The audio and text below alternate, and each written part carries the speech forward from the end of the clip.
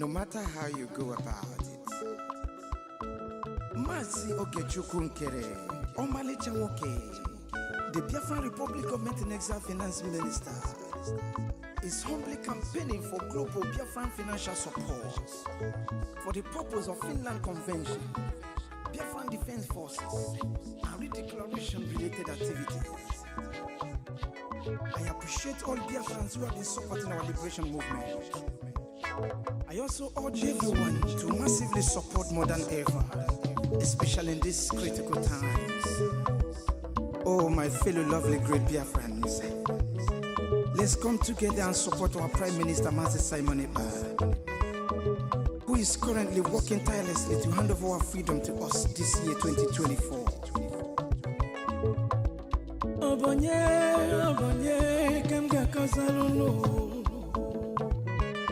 Freedom is coming, yeah, yeah. Yo, yo, yo, yo, yo. Mazi Ogechukwu Nkere. Salute every Biafran, especially. Yeah, yeah. Ogechukwu kama. Ogechukwu kaina yo no no no no no. Ogechukwu kama. Onyamana gidi gidi bakulo munu. Ogechukwu kama. Welu ndidi chukwu kasebele. Ogechukwu kama. Ogechukwu kama. Mazi Ogechukwu Nkere nekelunu. Ogechukwu kama. Ogechukwu kaina yo no no. Ogechukwu kama. Ogechukwu kaina yo na nyasi. Ogechukwu kama. There is no magic to progress and success in life. Life gives back what you give to it. It takes a man who believes in himself to create wealth. So keep working hard and never lose hope in what you believe in.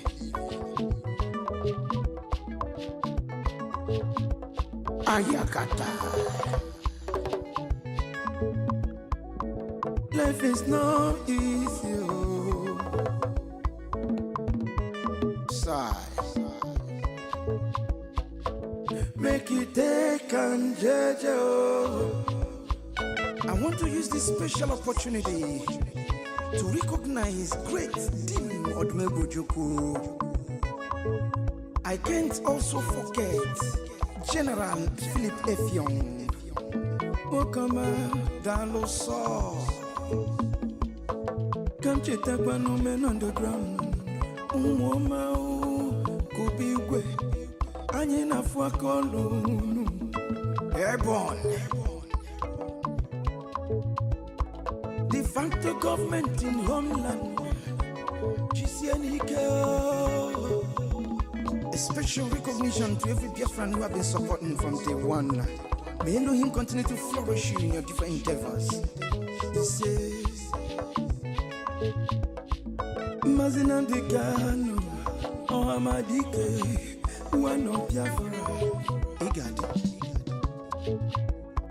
The Prime Minister, Obatobie, Ogechukwu Nkere Simukelekio, Wokoma,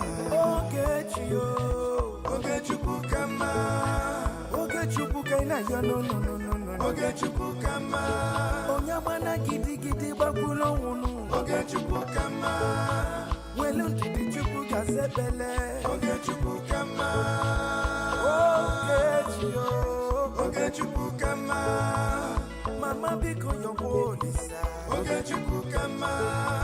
Ogechukwu kaina yo no no. Ogechukwu kama. Ogechukwu kaina yo na nyasi. Ogechukwu kama.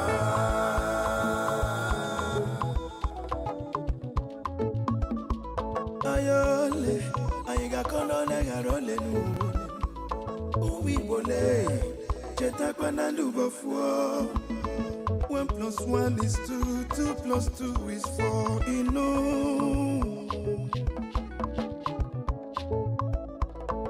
Onye puru chi yuzo akwa no no no no no. Joy, joy, joy, joy.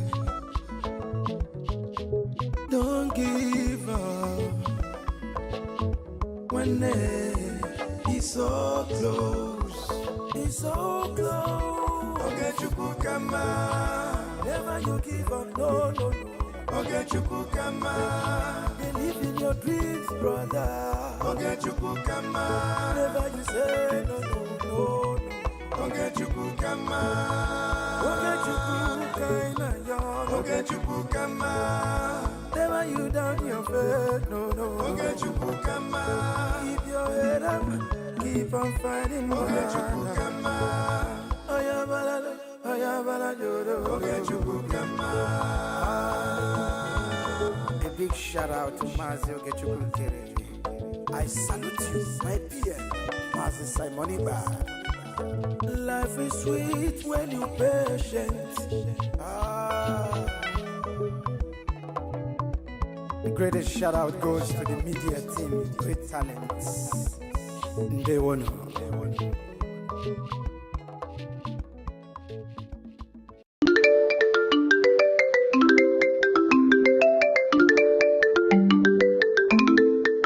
They go, they gossip, we go, they fight.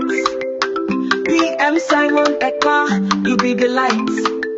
Therefore we must get, freedom is our goal. If you like gossip, we go the road. Biafra freedom, now our dream true. No matter the challenge, we go the push through. Not them go the on, we no go the scan. With faith and courage, we dey stand hard. All time and far, lead us through the storm. Biafra land calling, let's make it our norm.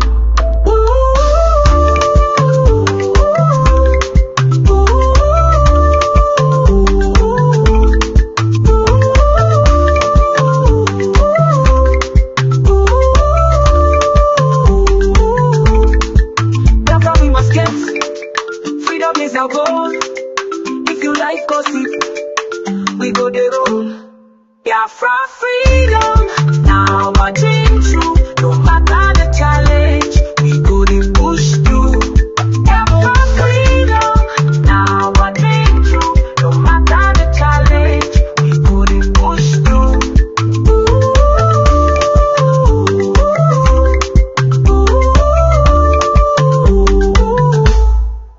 Oh, get that. Let's go this to this round. Let's go the push through. Let's go this to this round. What's that on the car? Lead us to the storm. Biafra land calling, let's make it our norm. Biafra on the bar, lead us to the storm. Biafra land calling, let's make it our norm.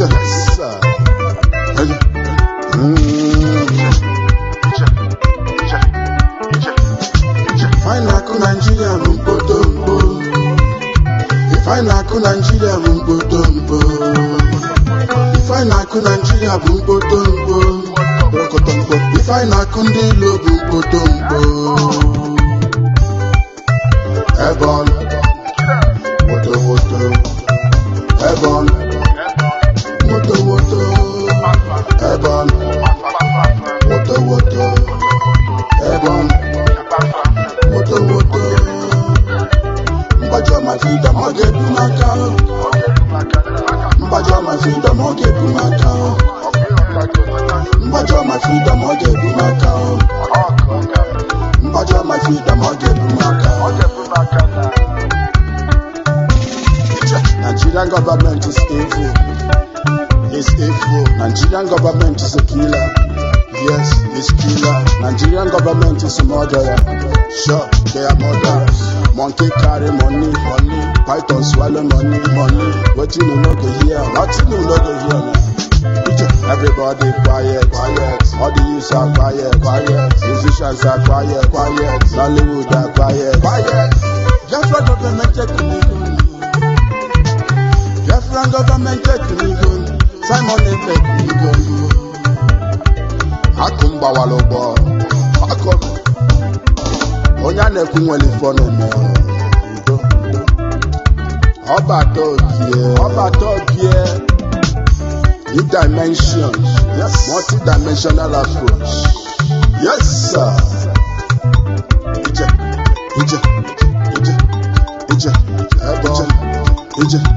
Yes, sir. Ebon. Woto. Ebon. Kopafa. Woto. Ebon. Kopafa. Woto. Mbajo my freedom, I'll get to my car. Mbajo my freedom, I'll get to my car.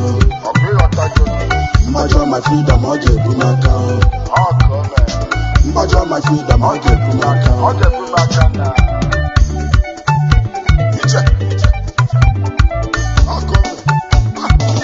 For many years you've been killing us. Many years you've been slaving us. So broad daylight you killed us. Swaba, Obibo, Okuama, Fabakeleke, Mbo, Enugu, Ehamufu. Thank you my mama, thank you my papa, thank you my civilization. For by yes sir. Don't they kill us? Rivers of fire. Yes. I can make one day I live there. You can't kill us again and go free. At this time I never actually equal people have attacked go. Reference spirit Ekuniko.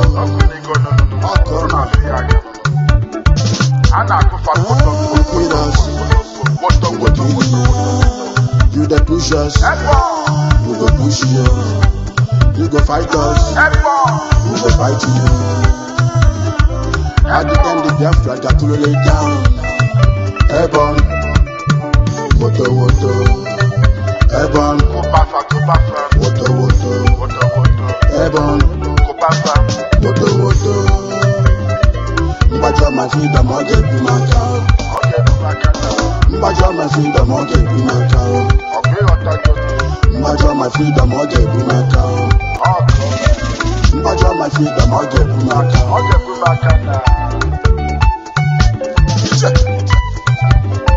Nigeria government, let Biafra go. Biafra never go. Biafra never go. One day Biafra to go down. Biafra to go down. If you love Biafra, or you be a Biafra, raise your hand in the air. Then let you go to Biafra. If on them, yes. Ani anabago, Biafra anabago. Biafra to go down. I'm Wachabago. Biafra anabago. Biafra anabago. I'm Wachabago. Biafra to go down.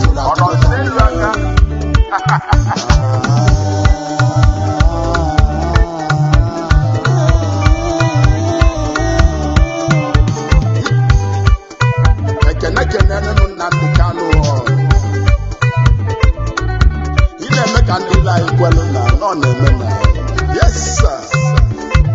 Salute.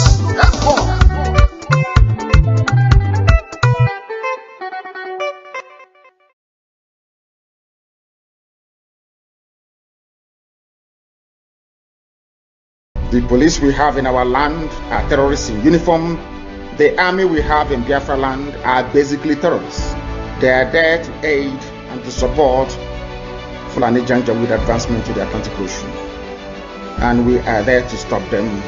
And we are stopping them and will continue to stop them. The police we have in our land are terrorists in uniform. The army we have in Biafra land are basically terrorists. They are there to aid and to support Fulani Janja with advancement to the Atlantic Ocean. And we are there to stop them. And we are stopping them and will continue to stop them. The police we have in our land are terrorists in uniform. The army we have in Biafra land are basically terrorists.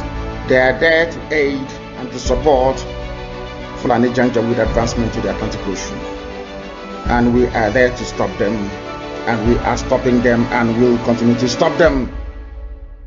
The police we have in our land are terrorists in uniform. The army we have in Biafra land are basically terrorists. They are there to aid and to support Fulani Janjaweed with advancement to the Atlantic Ocean. And we are there to stop them. And we are stopping them and will continue to stop them. The police we have in our land are terrorists in uniform. The army we have in Biafra land are basically terrorists. They are there to aid and to support Fulani Janjaweed with advancement to the Atlantic Ocean. And we are there to stop them. And we are stopping them and will continue to stop them. The police we have in our land are terrorists in uniform. The army we have in Biafra land are basically terrorists. They are there to aid and to support Fulani Janjaweed with advancement to the Atlantic Ocean. And we are there to stop them. And we are stopping them and will continue to stop them. The police we have in our land are terrorists in uniform. The army we have in Biafra land are basically terrorists. They are there to aid and to support Fulani Janjaweed with advancement to the Atlantic Ocean. And we are there to stop them. And we are stopping them and will continue to stop them. The police we have in our land are terrorists in uniform. The army we have in Biafra land are basically terrorists. They are there to aid and to support Fulani Janjaweed with advancement to the Atlantic Ocean. And we are there to stop them. And we are stopping them and will continue to stop them. Every one of us must rise up. The armed forces are not neutral. They collude. They collude. They collude with the armed bandits. They kill people, kill Nigerians. They facilitate their movements. They cover them. If you are depending on the armed forces to stop the killings, you will all die one by one. Every one of us must rise up. The armed forces are not neutral. They collude. They collude. They collude with the armed bandits. They kill people, kill Nigerians. They facilitate their movements. They cover them. If you are depending on the armed forces to stop the killings, you will all die one by one.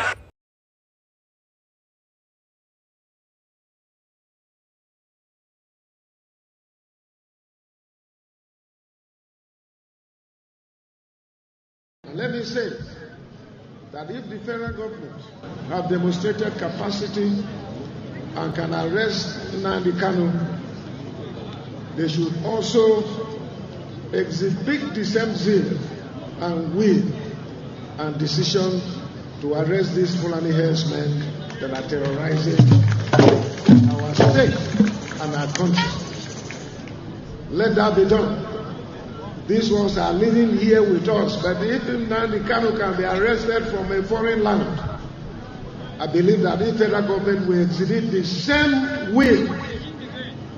They will arrest Fulani herdsmen, especially Mayatiala, who have owned up to the killings in Benue State and have continued to terrorize our land. It is laughable and unfortunate when I heard that Mayatiala are calling Nnamdi Kanu a terrorist, someone who is fighting for the liberation of his people is being called a terrorist by a terrorist organization called Mayatiala and Fulani herdsmen. So federal government should rise up to its responsibility and arrest this one. I have no problem in trying Nnamdi Kanu. Due process should be followed and let there be justice. If he has committed any offense, let there be justice. But the federal government must also do justice by arresting Fulani herdsmen who have been terrorizing our land, who have created so much problems and pains and challenges to our economy, to our security, to our unity. If federal government doesn't do that, it means they are not serious. And let me say that if the federal government have demonstrated capacity and can arrest Nnamdi Kanu, they should also exhibit the same zeal and will and decision to arrest these Fulani herdsmen that are terrorizing our state and our country. Let that be done. These ones are living here with us, but if Nnamdi Kanu can be arrested from a foreign land, I believe that if federal government will exhibit the same will, they will arrest Fulani herdsmen, especially Mayatiala, who have owned up to the killings in Benue State and have continued to terrorize our land. It is laughable and unfortunate when I heard that Mayatiala are calling Nnamdi Kanu a terrorist, someone who is fighting for the liberation of his people is being called a terrorist by terrorist organization called Mayatiala and Fulani herdsmen. So federal government should rise up to its responsibility and arrest this one. I have no problem in trying Nnamdi Kanu. Due process should be followed and let there be justice. If he has committed any offense, let there be justice. But the federal government must also do justice by arresting Fulani herdsmen who have been terrorizing our land, who have created so much problems and pains and challenges to our economy, to our security, to our unity. If federal government doesn't do that, it means they are not serious.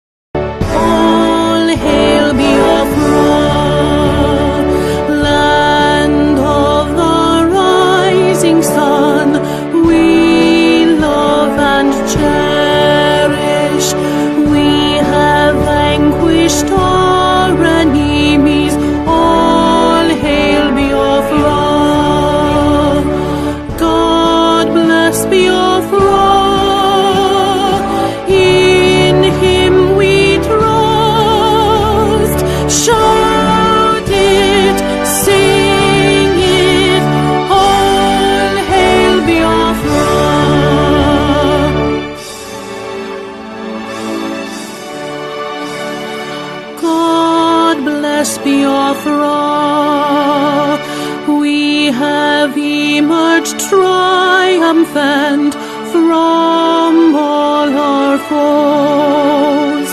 Through the crucible unscathed, we passed victorious. Our trumpets pealing the glorious song. Play it, sing it, all hail Biafra.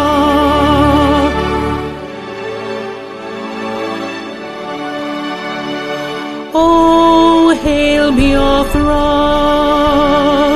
we shall always remember all that perished in the struggle for our freedom. All hail our heroes, our prayers shall be known both day and night. Say them always.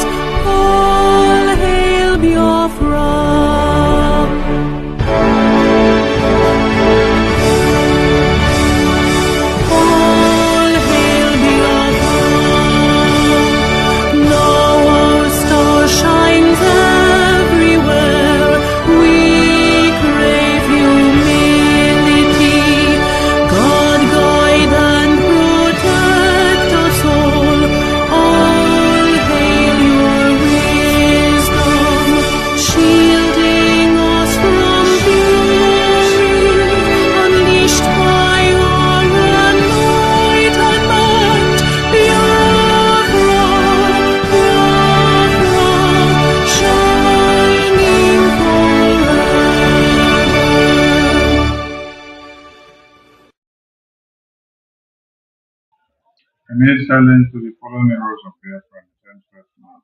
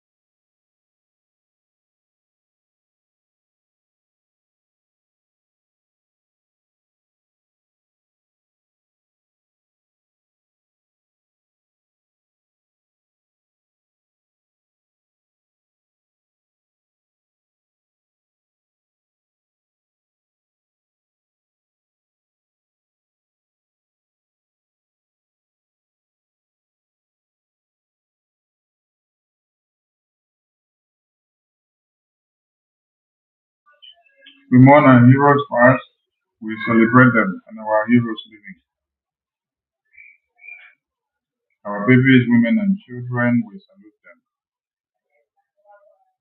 All your sacrifices will not be in vain.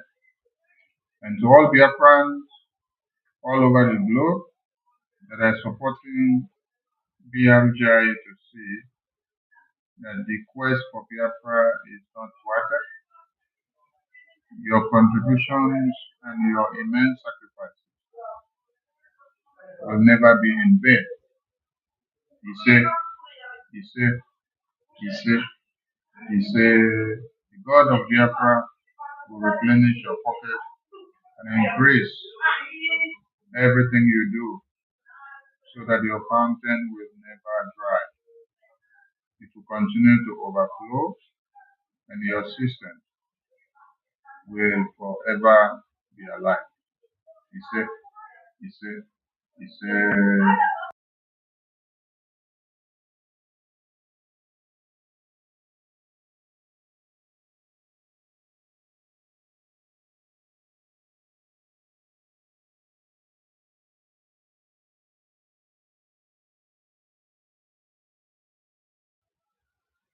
we welcome everyone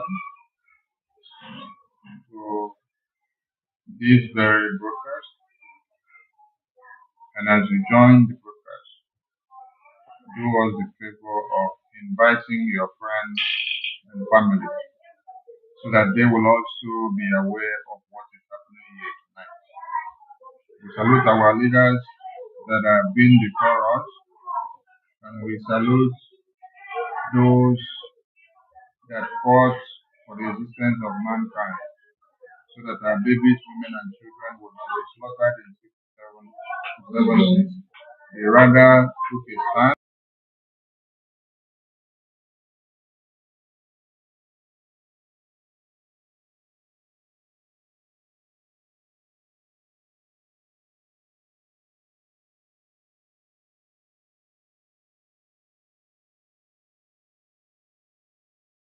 The sacrifices of our heroes from 67 to these days can never be thwarted as well. It is on that precept which they created for us that we pick up the courage to continue the mandate of Biafra today. I want everybody to understand and remember today that we did not start anything different. It is that same Biafra that our forefathers and our fathers declared in 1967 when our lives were on the brink of destruction, when the heads of our babies, women, and children, when the heads of our fathers were severed, were cut to pieces, and loaded into a train from the northern part of Nigeria and sent down to us in the east as a gift for the year. That was the kind of gift that we served to General Ojukwu and Philip Efion. That was the kind of gift that we served to our fathers, our mothers, and our elders. And they took heed to the counsel of Ojukwu that if we fold our hands, all of us will be wiped out. It is better we do a fight to finish, a fight to fight and defend ourselves. That is why some people in Asaba assembled themselves to say they want to welcome the Nigerian military government, Nigerian troops, and they wore white and white. They came in solidarity to welcome the Nigerian military troops as a way of pleasing them and telling them that, oh, we are not part of the secession or the separation of Nigeria. We are not Igbos or we are not Biafrans, so we don't want to join to separate Nigeria. We want to join to be inside Nigeria. We want to count ourselves to be from the Yoruba or from the outside. What was the reprisal? The reprisal and the answer from the Nigerian terrorist groups was that they already know you. And how was that language spoken? That they already know you more than you know yourselves. That you are a Biafran by birth and by heritage, is that they line up everybody that came out there to welcome the Nigerian terrorist military and their government. They now segregated the ladies from the men. They decided to kill all the men. These are not men of age 10 and 20. These are men from age 4 going up. They line all of them up and slaughtered all of them. Why? Because they know the power and the existence in the male child of Biafra. They know that we are all soldiers and we should be having lion's heart. They know that when they allow one of us to spring, that offspring will become another danger to the existence of the terrorists. So, the entire whole eastern region, you are all Biafrans. Whether you like it or not, you can continue to be stupid. That is your own business anyway. But the Nigerian terrorist government are not stupid by knowing your ancestors. They know where you come from. They know where you belong. They know your lineage. They know your families. A goat can never become a lion. And a lion can never become a goat. You can always identify a lion by where it emanated from. You can always identify a goat from where the goat emanated from. So stop mincing words and stop deceiving yourselves that Nigeria in any way will come to be on the same table with you and to be kissing you, and you will be kissing Nigeria. You are living in fool's paradise.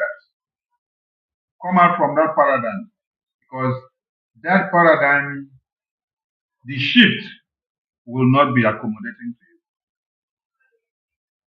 Come out from it. So that Biafra that our forefathers saw how our babies, women, and children, their heads were severed, cut to pieces, and served as a present into a train, and was haulaged from the northern part of Nigeria down to the east for us to receive it as a gift. It is that same way that our fathers used that momentum and that synergy to declare the restoration of Biafra, or to declare the independence of Biafra. It is that same synergy, that same pattern, that we have declared the restoration of that very independence. So we've not done anything differently. It is not a new Biafra, no. It is that same Biafra that we died for before. It is that same Biafra that our parents died for before. It is that same Biafra that you see Mazen Nambikano dying for today. It is that same Biafra that Mazen Monepa is dying for. It is that same Biafra that all of you are dying for. It is that same Biafra that our Biafra defense forces have put their lives on the line for. And no other Biafra. And we will continue until we see that Biafra is fully restored. So anybody that is going wayward, believing that Nigeria will be their savior, is another big fool. Owazirike came to rekindle the fire of the Biafra independence, and then he put up a Biafra Republic government in it. Our PM came to resuscitate that same Biafra Republic government in exile. That government of the people, for the people, and by the people. That government that mediates between the Biafran people and the international community. Today, the Biafran people have a government that can speak for them, that can present their case and take responsibilities for them. You need not run about anyhow. But there's one thing we need to make people to understand. Biafran people are not running away from their ancestral lands to come to Europe, to come to America, and to come to UK to seek asylum. We are not abandoning our land and running down and doing Japa.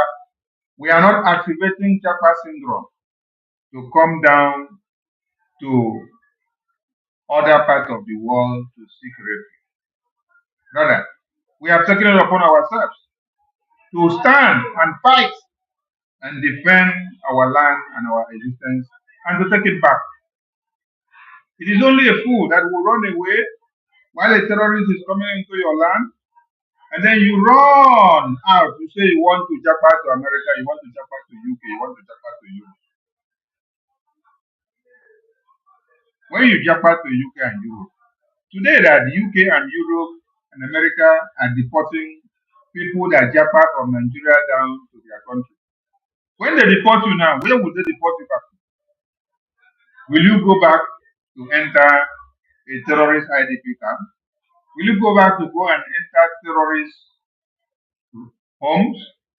When terrorists have already taken over your home, there is no place for you to go back to enter. So what you do is to stand and fight. Biafran people who have men and women that have put their lives on the line to say they are ready to fight. They are ready to stand and defend Biafra land. All they are asking you, wherever you are, is that you should send your financial support to them. Send your financial support to them so that they can be able to use it to acquire every logistics that is needed for them to defend Biafra land.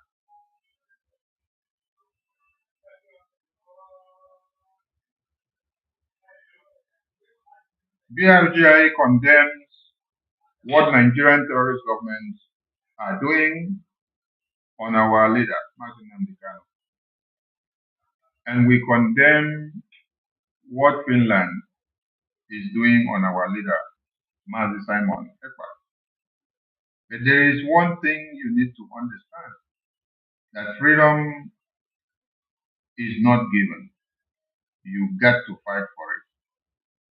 There are sacrifices that our leaders are paying, which are for all of us to be able to climb on top of the pillar or to get to the pinnacle and destroy and activate some button that needs to be activated. The time is now.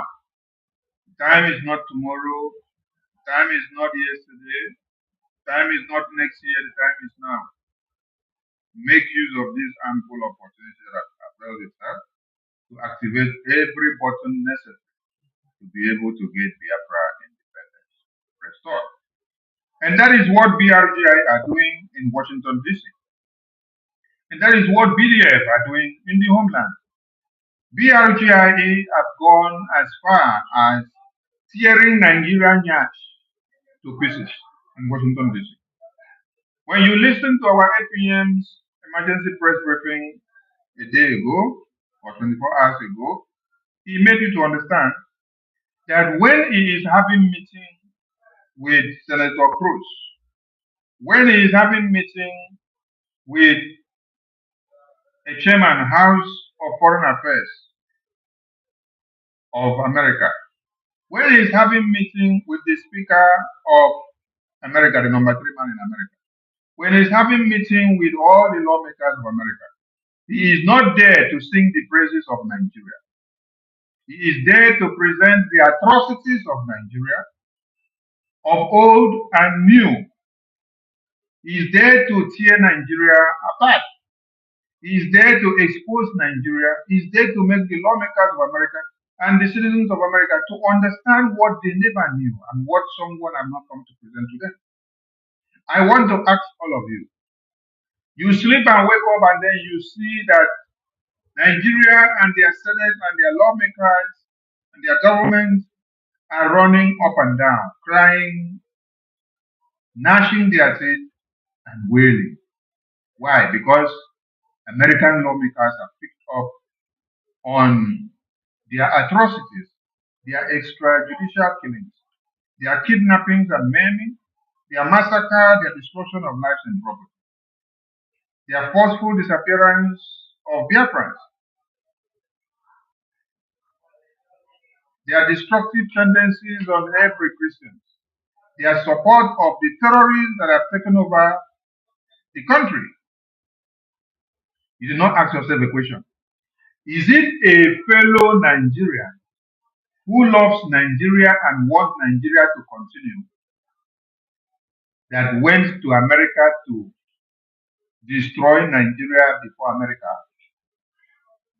Is it a fellow Nigerian that wants Nigeria to remain as one?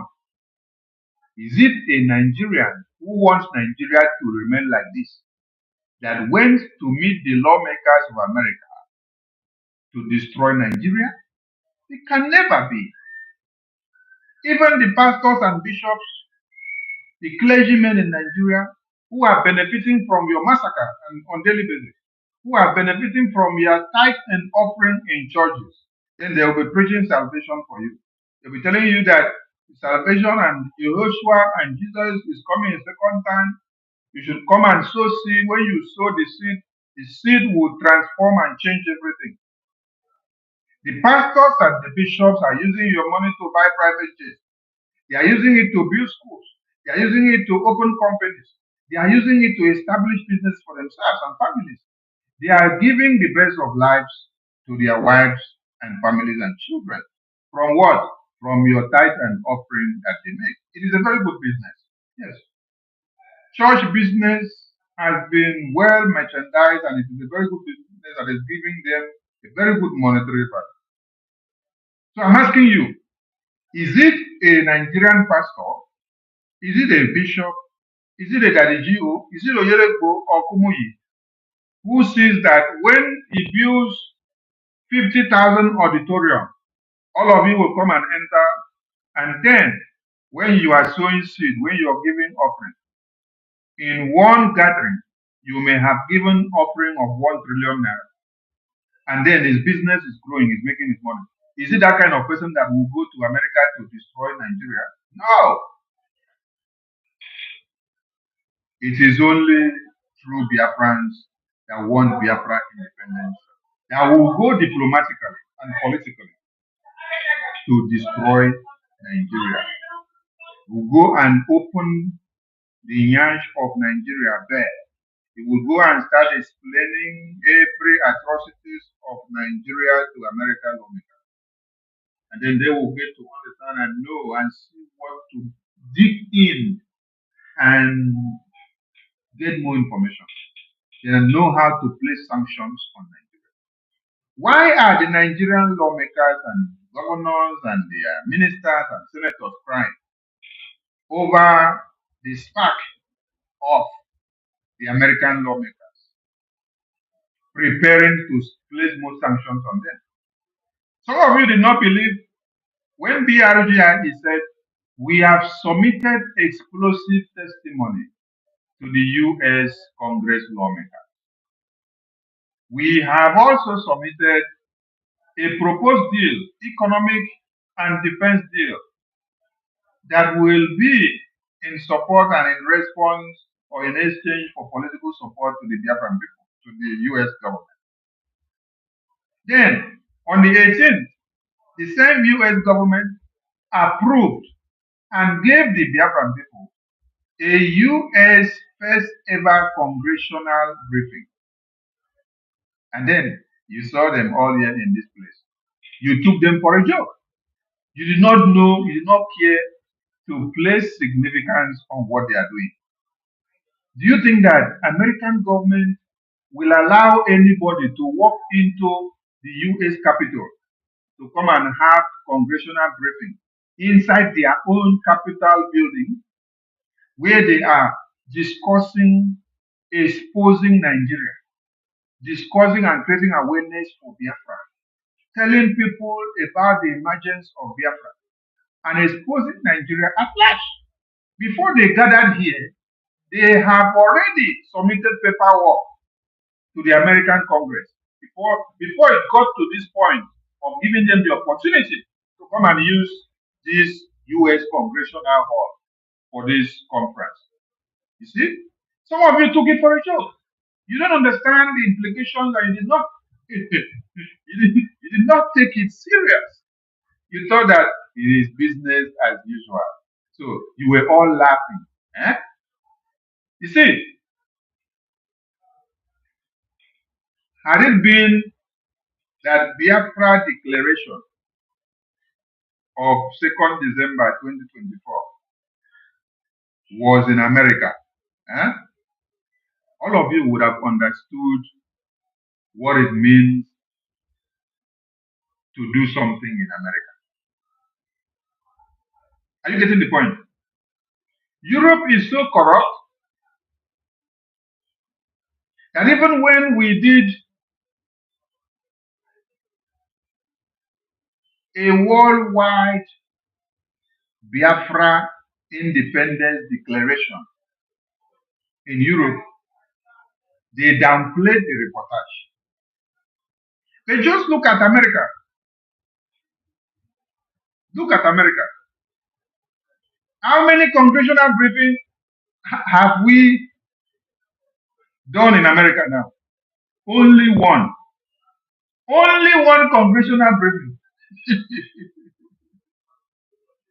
we just did one congressional briefing. One. And then, after only one congressional briefing, all the Pandora box of Nigeria are being opened. Now tell me, if we were to declare Biafra in America, in our headquarters office in America, do you know what will have happened by now to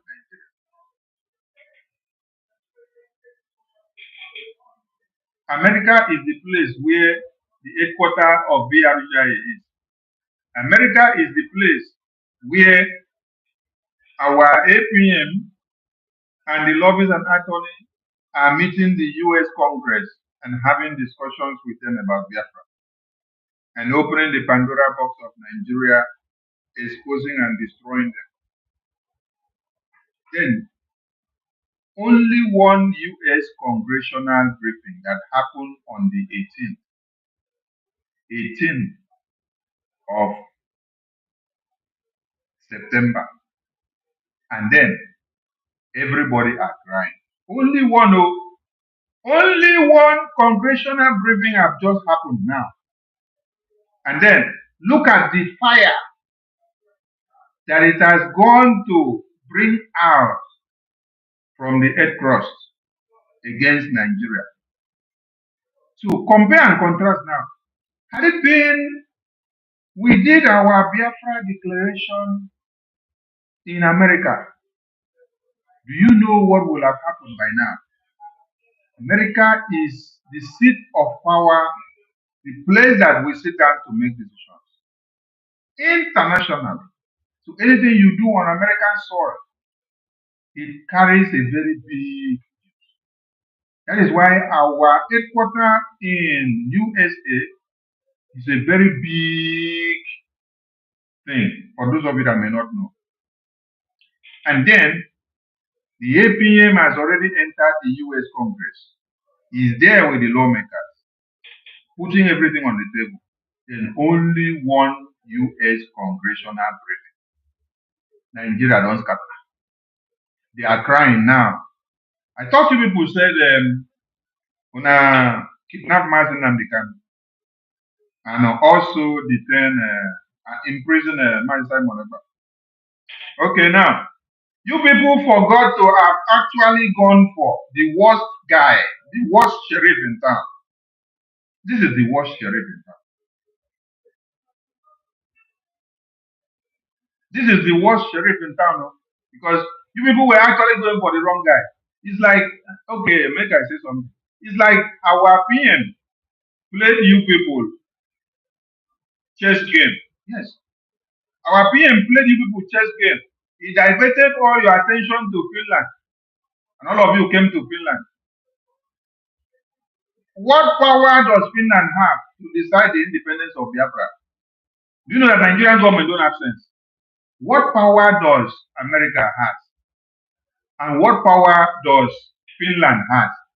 What power does Europe have to decide the independence of America, the independence of Biafra? What power does Europe and Finland have to decide the independence of Biafra? Now, this is where the bad guy did. The bad guy did for America. The bad guy did for US Congress. The bad guy did for Washington, D.C. They cook food for Nigeria. Make una carry Prime Minister for Finland. But the bad guy did for America. The bad guy did America. Look at him here. All of you have visited your eye on Finland. You fix your eye on Anambra-Igbo. But the bad guy there, America. See the bad guy here. See the bad guy here. This is the Senator Cruz that all of you are crying about. That is the one bringing out the bill to sanction all Nigerian lawmakers. Do you see the bad guy with him? This is the bad guy, the APM, with Senator Cruz. So, it is not even Simon Ekpa that you people should have gone for. It is not even Mazen Namdekan that you people should have gone for.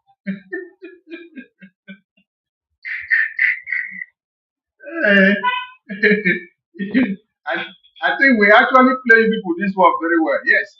We play on this work very well and he entered.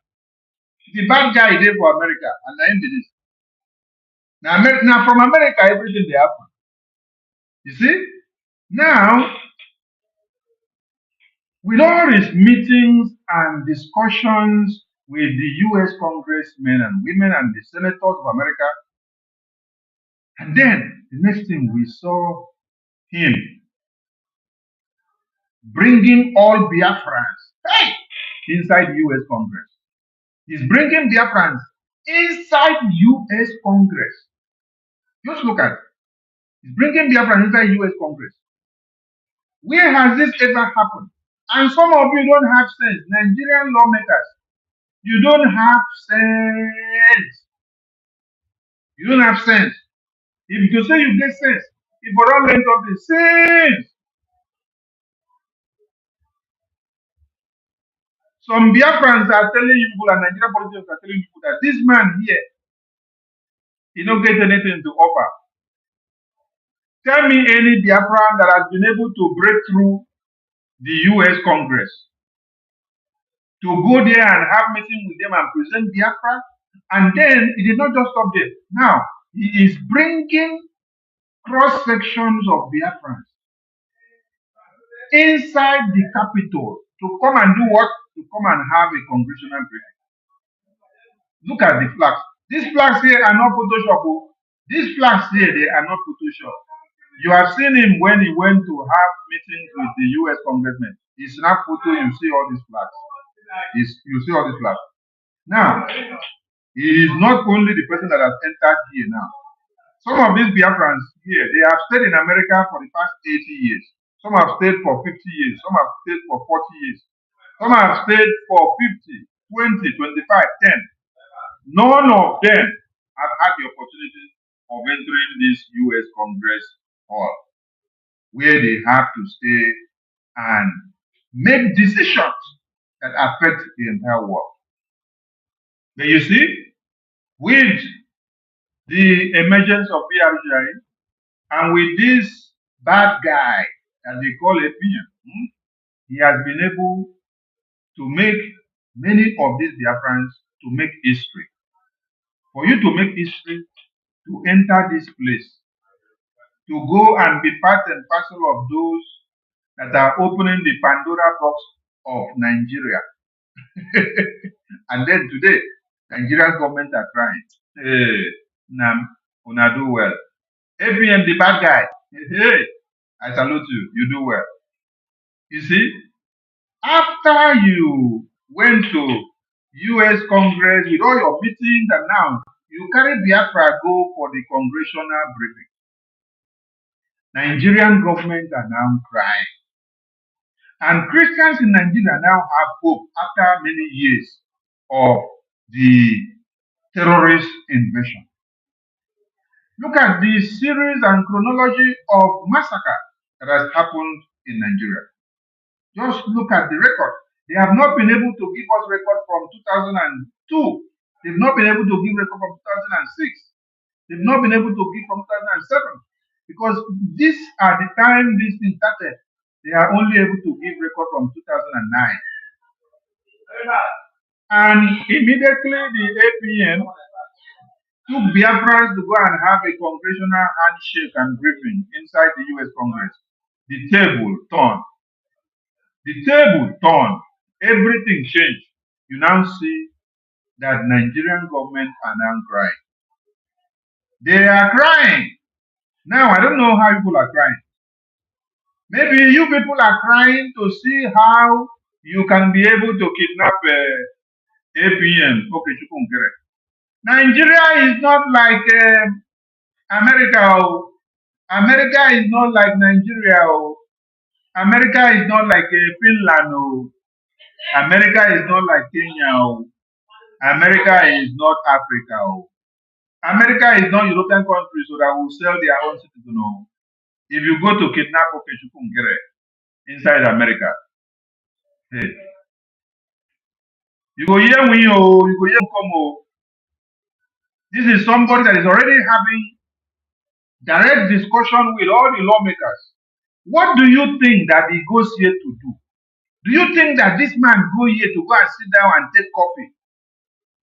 Nigerian government, do you think that this bad guy, this APM, the bad guy here, do you think that this man go to the US senators and lawmakers of America to go and sit down and take coffee? Do you think that he go there to take photo and then shake hands and then come back? No! These are the mistakes that you are making. You undermine every discussion and meetings and photo that they go and come and snap and give to you. And you think that it's only to go and snap photo. And if it is possible that somebody can just go and walk up to a senator and a congressman in America and say, I want to snap a photo with you inside the capital, not in the market square, not along the road or in the street or in the village, inside the US Congress Capitol building. That White House, where you see White House, now there everything they happen. Some of you undermine what he goes to do. You think that he go, he shake hand, he come out, he go, he shake hand, he take photo. He carry this bag, he take photo. He carry this bag, he take photo, he come out. But now Nigerian government are crying that for this man to be going to American Congress and senators to be talking and coming out and showing them only photo, they believe that it is only photo, but they don't know that it's something more than photo that he has been going there to. Today, the result is coming out that it is not only the photo that you people see that he has been going there to. Show me one Nigerian, show me one pastor or one bishop that will have the courage to say, I want Nigeria to be destroyed, knowing very well that he is gaining money from Nigeria. He's gaining money from the destruction that they are causing in the church congregation by brainwashing all of you in the name of God and church. Then you come and put up, they eat the money, they use it to build houses and build everything they want to build. So how can that pastor, that bishop, that clergyman, that politician now come back and be telling you, let us join hands to destroy Nigeria? No! It is BRGIE that is doing it. Okay? Get the message very straight. And if you want to see and know more about the political and diplomatic outreach of BRGIE, when you visit this website, please click on here, diplomatic engagement. Here, you will see more of the photos and the works. Can you see this? Now, just check out. I want some people to carry their phone. Carry your phone and snap. Snap this thing the way you see like this and post it out. Compare and contrast how many photos you have just seen here now. How many cross-section of photos have you seen here now? Do you think that as this man is going to have this meeting and snap this photo with these people, that they just snap the photo just for photo's sake? They just snap photo, they come and post. From what I display on the screen now, I can count how many photos. 1, 2, 3, 4, 5, 6, 7, 8, 9, 10, 11, 12, 13, 14, 15, 16, 17, 18, 19, 20, 21, 22, 23, 24, 25, 26, 27, 28, 29, 30, 31. I have just displayed only 31. Only 31 is what I've just displayed. If I go down again, you'll see more. So the question is, if you have just displayed only 31 and then you have more, that means this man has done more damage to Nigeria with only 31 senators compared to the rest of the numbers that are there. The numbers are plenty there. The photos are not repeated. They are different senators, different congressmen you see there. So different discussion, different meetings, different achievements targeted at what? Getting results. At the end of the day, you think that Nigeria will not be collecting Conco. Okay. So, having seen and understand all this, now let us go to where the Nigerian lawmakers are now crying. They are crying heavily. Why? Because BRGIE has done something here to them. Honestly, they were taking us for granted. We diverted the attention on Mazi Nnamdi. We diverted the attention on Mazi Monepa. So they went to imprison Mazi Nnamdi and Mazi Monepa, not knowing that where the food is properly cooked to use and destroy them is in America. Now America is talking, and all the lawmakers and government of Nigeria are quaking. They cry now, and their cry is coming out very loud. They are the ones using their mouth to confess now that the cry is too much. We want everyone to remember that we declared Biafra. 50,048,916 Biafrans casted their vote. And it was a yes vote to declare Biafra, to exit Nigeria. So there is nothing like election of one Nigeria in Biafra land. Anambra is where? Biafra land. Inform everybody on this very day. Inform your friends and families. On the 6th, 7th, 8th, and on the 6th, 7th, and 8th of November, stay clear from where you see Nigerian structures. Stay clear from where they want to do this election, because the Biafran civil engineers, they will be restructuring many structures in Biafra land. They will be restructuring many structures in Biafra land on these days, these 3 days. They will be restructuring many structures in Biafra land. So we are reminding Biafran people, don't be a scapegoat. Don't allow yourself to be used as a victim to sacrifice for Nigeria election, okay? Because the election will not hold in Biafra land. We are creating this awareness now. We have started here in October to create this awareness for you to have like 1 month extra to understand and know that there is no election in Biafra land. There is no election of one Nigeria in Biafra land. Explain to them and let them get the message and let them understand it very well. The Biafra civil engineers will be restructuring some structures on those days. So don't fall victim. Okay?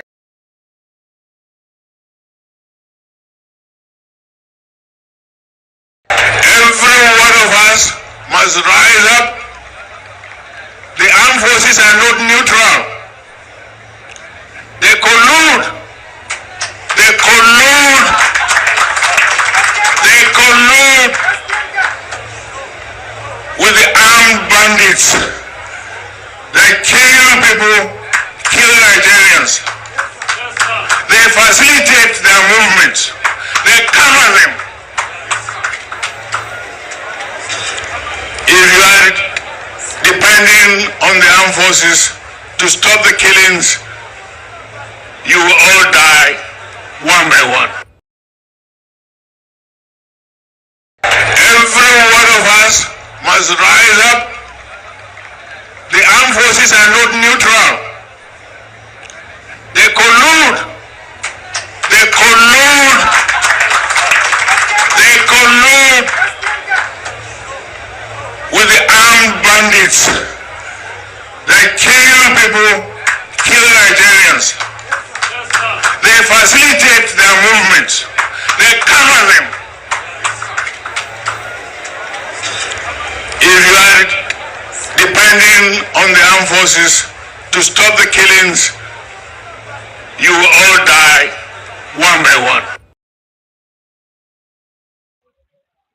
Biafran people, Boko, stay away from where you have these terrorists present. Yes. Like we said before, those days of the sit at home, you're going to see Biafran civil engineers doing what? Restructuring some structures in Biafra land. So stay clear from there. Now, the photo you see on the screen, before I go to the next thing, the photo you see on the screen is the numbers and names of Christians that have been massacred by the terrorists. They were massacred in Plateau State. So you can see their names there. Read their names there and then go and check. So for the terrorist Nigerian politicians who call themselves lawmakers, who are trying to denounce the news that Nigerian terrorist government massacred their babies, women, and children using the terrorists. Check this name. I want all of you to screenshot this thing you see on the screen. Screenshot this thing and post it everywhere. Screenshot it and post it everywhere. And then go and ask them. What you see there is the Kuka Center Market Foundation. This is where in Plateau State. This is not hidden. It is because of the denial of the Nigerian politicians that has made all these things to have to come out. Yes, all of them have to come out. They have to come out more than before. So just look at how they massacre babies, women, and children and destroy the lives of all these people. And yet, senators, governors, ministers, religious leaders can come out and they want to be politically correct. They want to be politically correct. They want to tell you that Nigeria needs to continue to remain as one. No, can never. So screenshot this and then share it and post it out so that those that are not aware will also see it. Today they would. Here now is a senator lamenting and crying about the massacre. The massacre of their babies, women, and children. While the rest of them are there telling you that it is a lie.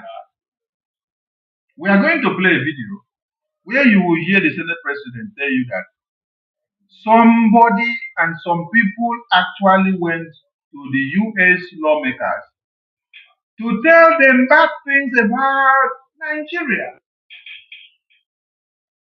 Who are those people? It is BRGIE.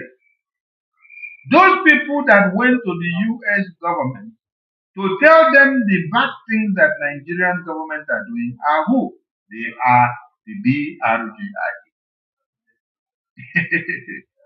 And BRGIE are very proud to do it because they have to expose the Nigerian terrorists because they have massacred. They have massacred more than they should have. And nobody was speaking for them. BRGIE are taking it upon themselves to speak for them. BRGIE has drawn the attention of the US lawmakers to see and to start digging and destroying that very contraption that was set up by Lord Lugard. The very contraption that is fired, but yet they are still using the contraption to destroy the lives of people. So the lawmakers are crying. Let us hear as the cry goes. Tell us they are here, tomorrow they are here. Everybody knows within our area. But we will not see any action taking place. That is to say, sir, we need this Senate to tell the armed forces to be reporting progress every week so that state by state, otherwise it will be a mess of all issues and we will not be seeing progress. Sir, I beg you that time is right now, that this problem is solvable. We have seen progress. We should not allow this progress to be derailed. We should pursue this remnant of these people so that our next election can be peaceful and sustainable. And we have something to sell to our people, sir. This is the only thing I want to take. If I get protected in my environment, please keep your roads, keep your schools. We just want to be safe. And that is the message we are sending to the Senate President. The Senate President, your fellow lawmakers are sending message to you. And what is the message? Keep your roads. Please save our lives. Keep your roads. Keep your schools. Please save our lives now.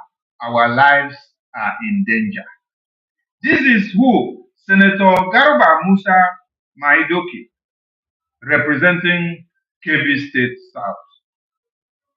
Keep your roads, keep your school construction, keep your factory construction.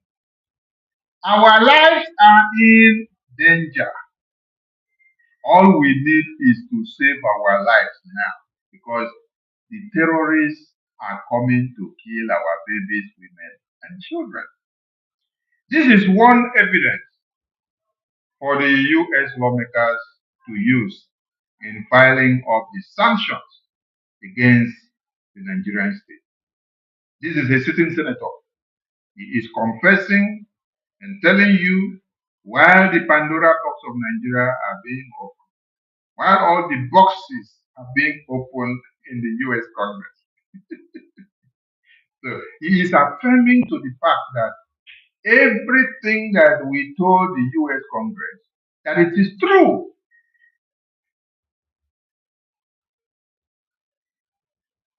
He said, my message to the Senate President is that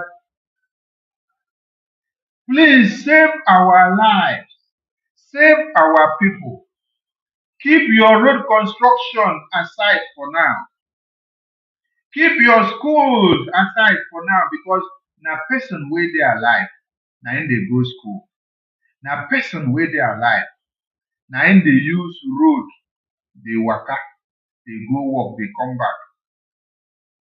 Na person wey dey life dey, na him go fit dey go work, dey go school, dey take care of him children. He said, our lives are in danger. He said, this is one thing I have to say. If my life has to be protected, if I will be alive, I have to say this one and to connect the dots. A living senator, this is not an old video. And this is what? Nigerian Senate, National Assembly. National Assembly. When they brought up the issue of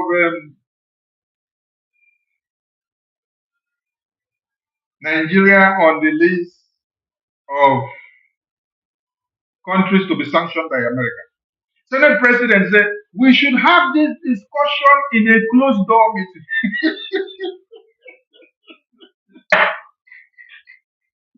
Hello, Mary. Senate President Agbabi, we should have this discussion in a closed door meeting.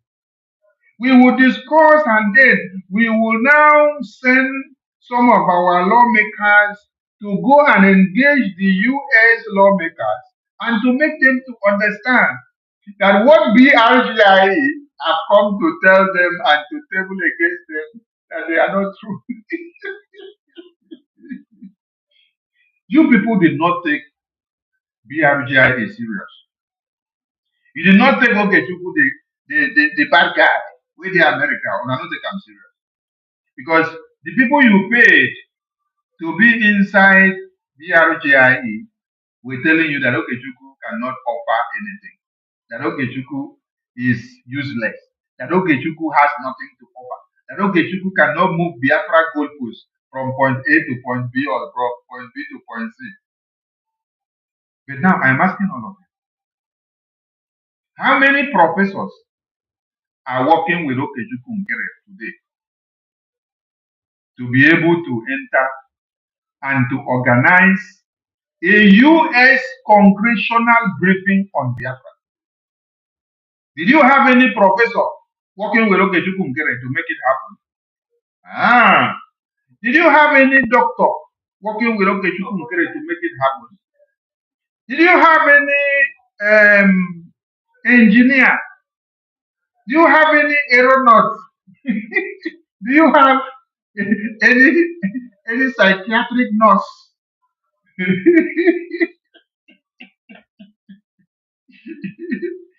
I am asking simple questions here. They said if you are not a doctor, if you're not a professor, you will not be able to get Biafra. If you're not a lawyer, a legal practitioner, you will not be able to get Biafra. Okay, you people said it's a mechanic, right? You people say that Okechukwu Nkere is a mechanic. But a mechanic that you people called him, he humbled himself. Since people say it's a mechanic, he humbled himself. And then decided to go like person who don't know anything.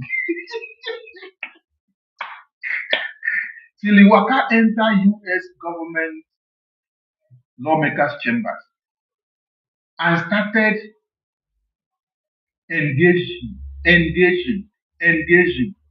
and started having meetings discussing about Biafra. He did not go to discuss about Biafra as a professor. He did not go to discuss as a lawyer. He did not go to discuss as an attorney. He did not go to discuss as a medical practitioner. No, he went to discuss as a Biafran activist. Yes, you people say that Okechukwu Nkere cannot offer anything. He's doing wonders, so him alone. No professor, no doctor, no engineer around him. But he's doing wonders.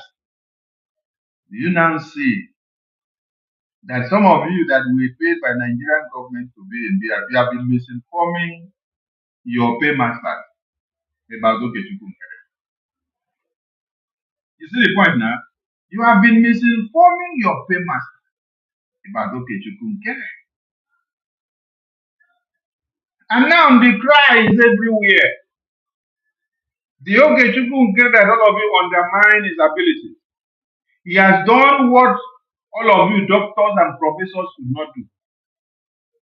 He organized and carried Biafra into the US Congress for proper discussion. And everybody was shocked. They sat down in the media. It was yesterday. You see, after Nigerian media have seen that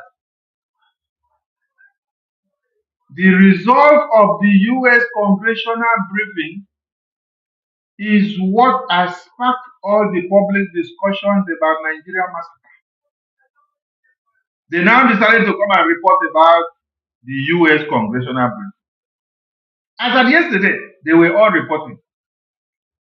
Daily News, Daily Post reported, Authority reported, Daily Trust reported. All of them report left, right, center. People's Daily. I say, Now don't wake up, Abi. Now, they try to find out to know which fuel or which bullet where they throw food for US Congress goes back the hatred of Nigerian government for massacring Biafrans and every Christian in Nigeria. Now just go do research. Can't remember, say there was a US congressional briefing on Biafra on the 18th of September 2025. It was not 2024, it was 2025. It happened yesterday. And all of you were just laughing, taking it for a joke and for a ride. But now, you are gnashing your teeth and you're crying. Yes. This is how all of you will sleep in Nigeria and wake up in Biafra the next day. Because you will still be taking us for a ride. You will sleep in Nigeria and wake up in Biafra the next day. As a joke. Now so listen to the senator. This is amidst this very problem that is happening everywhere. This senator is telling you, my message to my Senate President, I am begging. My people are dying. The terrorists are slaughtering them and killing them. But American government say, we are supporting the terrorists and all of you are crying. That we are allowing Christians to be massacred and all of you are crying. I am confirming it now that our lives are not saved. Please save our lives. He is even telling them that they should stop the road construction. They should stop the school construction. They should stop people going to school. They should save their life first because their lives are in danger. Are you getting the point? Okay. Now so, The senator nailed it very well. Let's listen to him again. To our people, sir. This is the only thing I want to take. If I get protected in my environment, please keep your roads, keep your schools. We just want to be safe.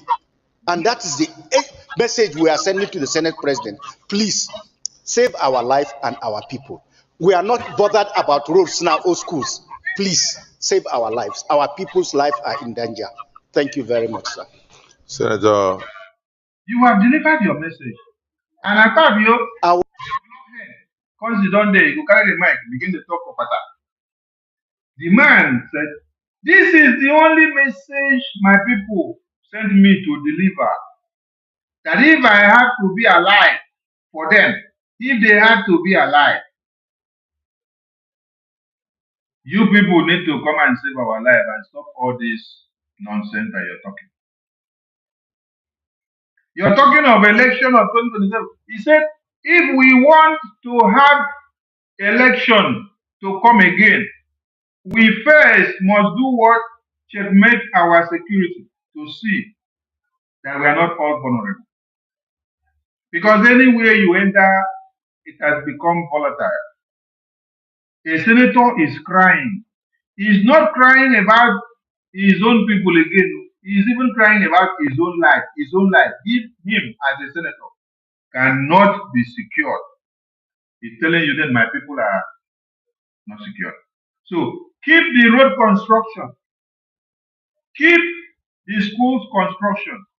Close the schools down. Let us target the terrorists first. Because there is insecurity.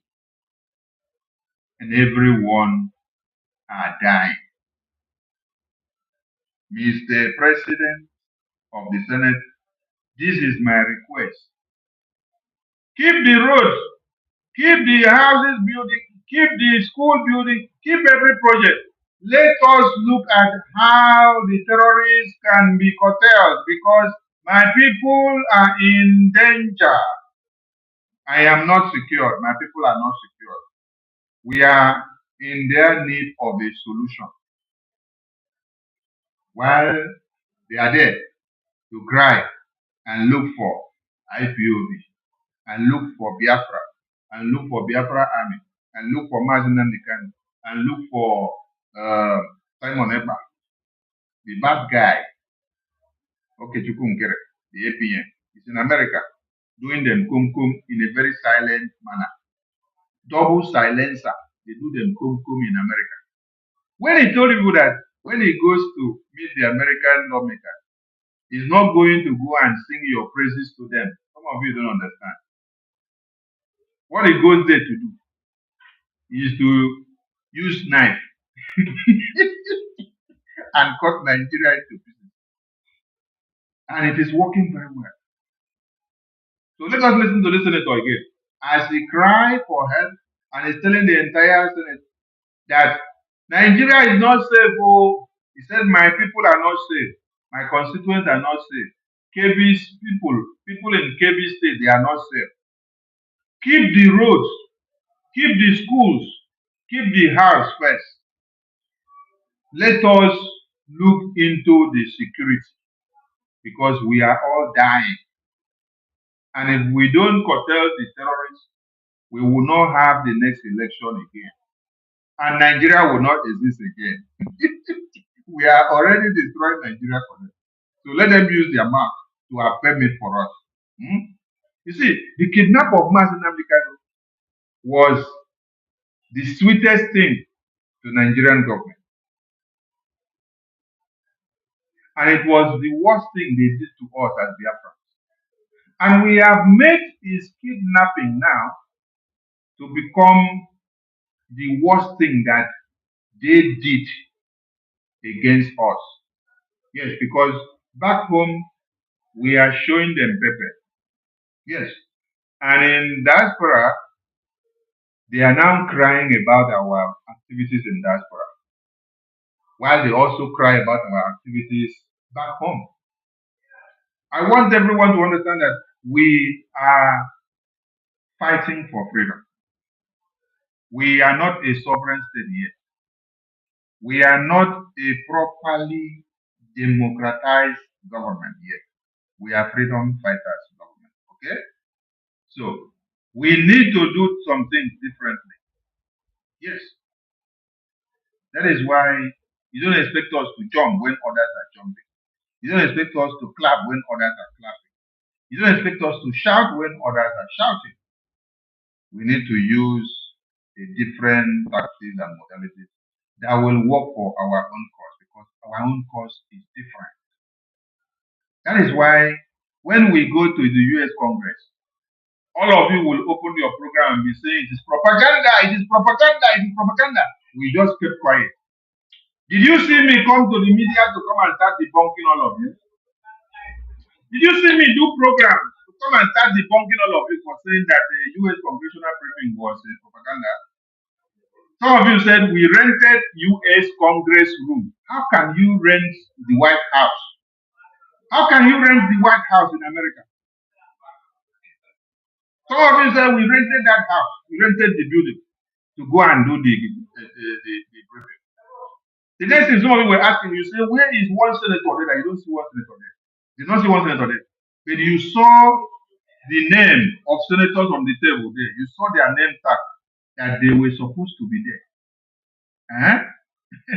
Is it not senators that approved that congressional briefing? Is it your father or your mother or your children that approved the congressional briefing inside your bedroom? Did we have the briefing in your bedroom? No. The briefing was done. The briefing was done in the US Congress. Okay?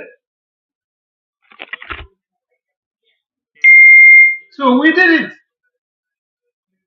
And today, all of you are crying, having seen the result.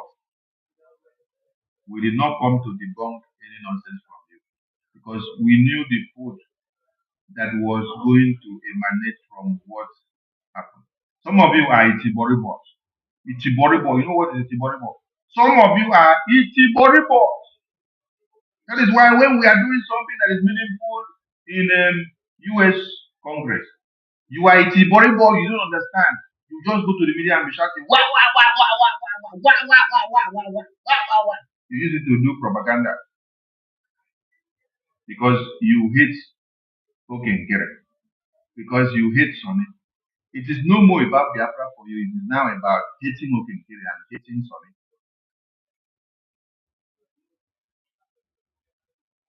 For you to understand that I don't hate any of you. Any of you that have destroyed anything in this Biafra, if you come back tomorrow, come to the Biafra. Don't come to me, because when you were destroying it, you were destroying it openly. Come out first to the Biafran people. Tell them you accept that this is what you have destroyed. You have done this and done that and done that and done that. And now you want to make a U-turn. You are asking the people to forgive you. You want to start fixing what you have destroyed. Then you start fixing it. The other people will give you the condition of what to fix and how to fix. You start fixing it. If you are genuine, you will do that. If you are not genuine, you will not be able to do it now. So you continue to be on the antagonizing side to wait and see where you will bring Sonny and Okenkere down. It's not Sonny you want to bring down. You want to bring Biafra down. When you say you want to bring down Maneko and Nnamdi Kanu down, is it Maneko or Nnamdi Kanu that you bring down? It is Biafra. Because Nnamdi Kanu and Maneko may decide now to say, okay, I don't want to represent them again because they have sabotaged me. They will walk out a free man. Will that stop Biafra? No. That will not stop Biafra when they walk out.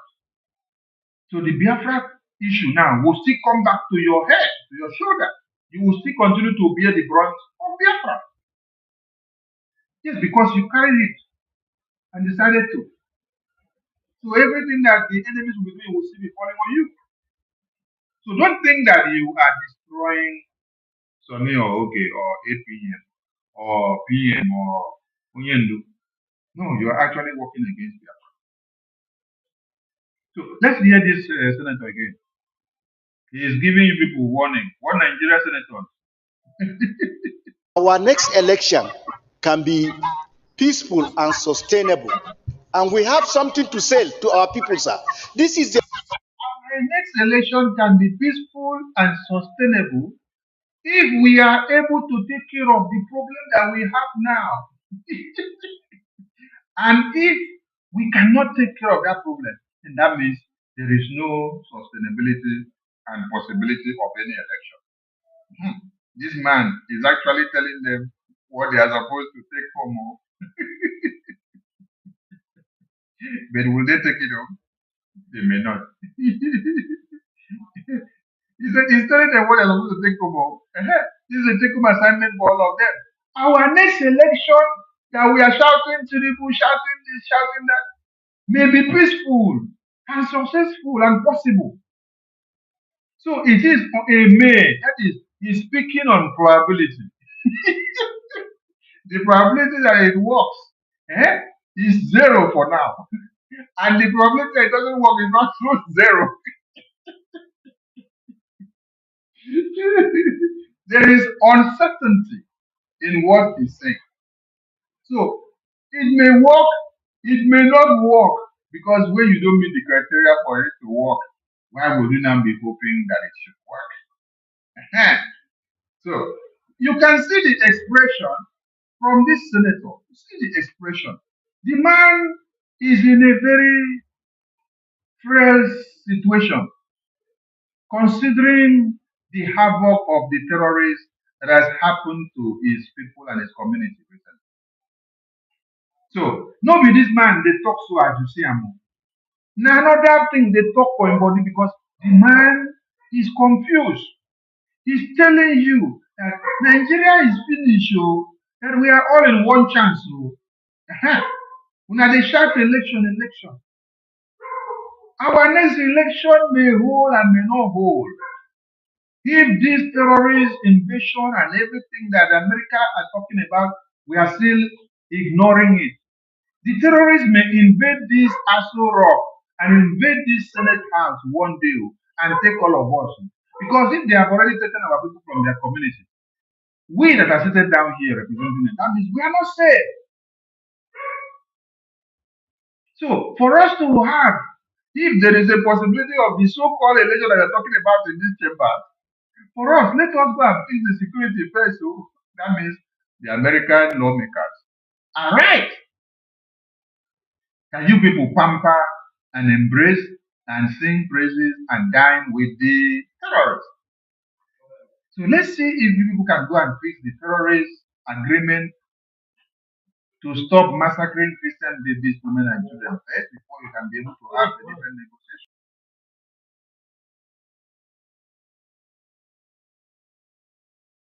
all issues, and we will not be seeing progress. Sir, I beg you that time is right now, that this problem is solvable. We have seen progress. We should not allow this progress to be derailed. We should pursue this remnant of these people so that our next election can be peaceful and sustainable. And we have something to sell to our people, sir. This is the only thing I want to take. If I get protected in my environment, please keep your roads, keep your schools. We just want to be safe. And that is the message we are sending to the Senate President. Please save our life and our people. We are not bothered about roads now or schools. Please save our lives. Our people's lives are in danger. Thank you very much, sir. Senator. Please keep your roads and keep your schools. Yes. Keep the house. Keep everything. Our people's lives are in danger. If we may even see the election that you're talking about, we must first go and fix the insecurity that is killing our babies, women, and children.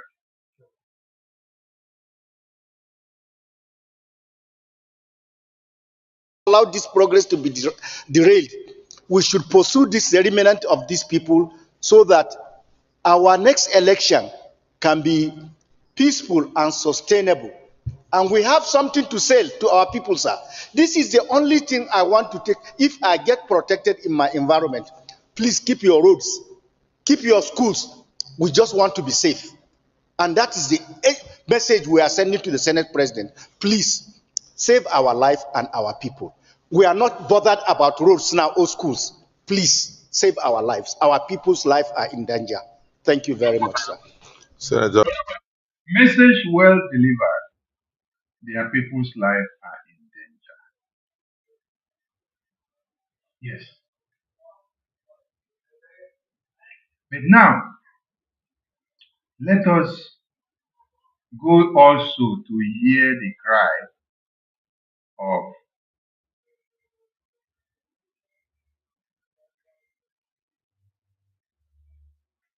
Akpabio.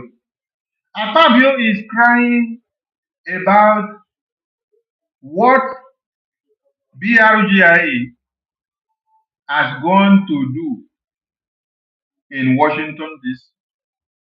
that now make American government to go after the Nigerian lawmakers now.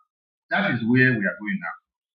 You see, the lawmaker that just finished crying now is crying in response to what the Nigerian terrorist government have done, aiding and abetting the terrorists to massacre Christians. And then BRGIE went on a diplomatic outreach to the US lawmakers, dragged the US lawmakers in, exposed Nigerian government. And Nigerian government are to be sanctioned. Many sanctions have already been placed on them, and they are crying. So Akpabio is telling you that there is something somebody went to do in US to the US lawmakers that is making the American lawmakers to go after them. Let us go and get Akpabio, because Akpabio own they make me laugh, honestly. So if you don't see the diplomatic work well, come to the Biafra Republic Government.org, Biafra Republic Government.org website. That is where you will see, let me put here, Biafra Republic Government.org. That is where you will be able to visit and see all the things you see on the screen. Go there and you will see it. Okay?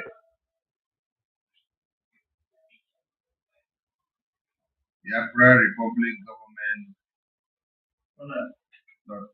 Go there and you will see all these photos that you are seeing here.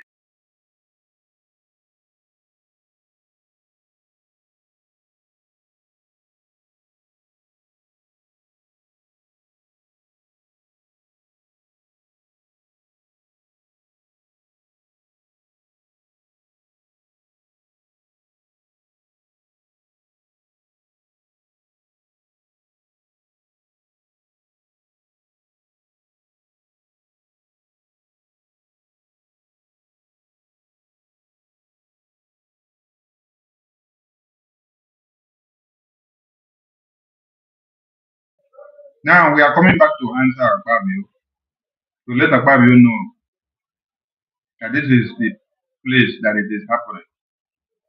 And this is where it happened, that they should stop crying. They should go and think of what to do to save their ass. Because as far as US is concerned, our APM is there, and it's there to the back. So you all undermine. Now you see, Fabio, I'm showing you this on the screen. You are crying in your video that somebody went to US lawmakers to destroy you people and to destroy Nigeria. Yes, I am showing you that it is Biafra Republic government in Israel. For you people to kidnap Mazin Namdekan, imprison him, imprison Simon Ekpa, that is why BRGIE are going everywhere to hunt Una people down for the destruction you have caused to Biafra people. So you can see the Senator Ted Cruz there, and you can see the bad guy, APM, the bad guy. You can see the bad guy there, he's there. So you cannot kidnap him in America, like you kidnap Mazinam Kano in Kenya, and also you lock Mazin Monegba up in prison in Finland. So you cannot do the same thing to APM in America because he has already had series of engagement with the American lawmakers. So the last one where hit on a very hard. Now this as the carry in people enter American Congress, they go sit down there, they discuss and expose Nigeria. When I don't know what they do, I think I'm a joke. But I go understand I'm very soon, very well. Now the thing is the shock for good marriage. So Akpabio is like asking the question, what is that thing? Who are the people that went to this place to go and cause us this problem? Let us see Akpabio lamentation. You all have seen the diplomatic work. Now let us go and hear Akpabio lament. Akpabio, listen. Somebody suggested that we ought to have gone into executive session to discuss this, but I don't think we can win. No group can win any discussion on this because it depends on the state you are looking at. If terrorism occurs in a Christianly dominated state, most people that will die there will be Christians. If it occurs in a Muslim dominated state, most of those who will die there will be Muslims. But if it occurs particularly in the North Central, you will notice that it will be targeted at maybe churches because that is what they are able to get.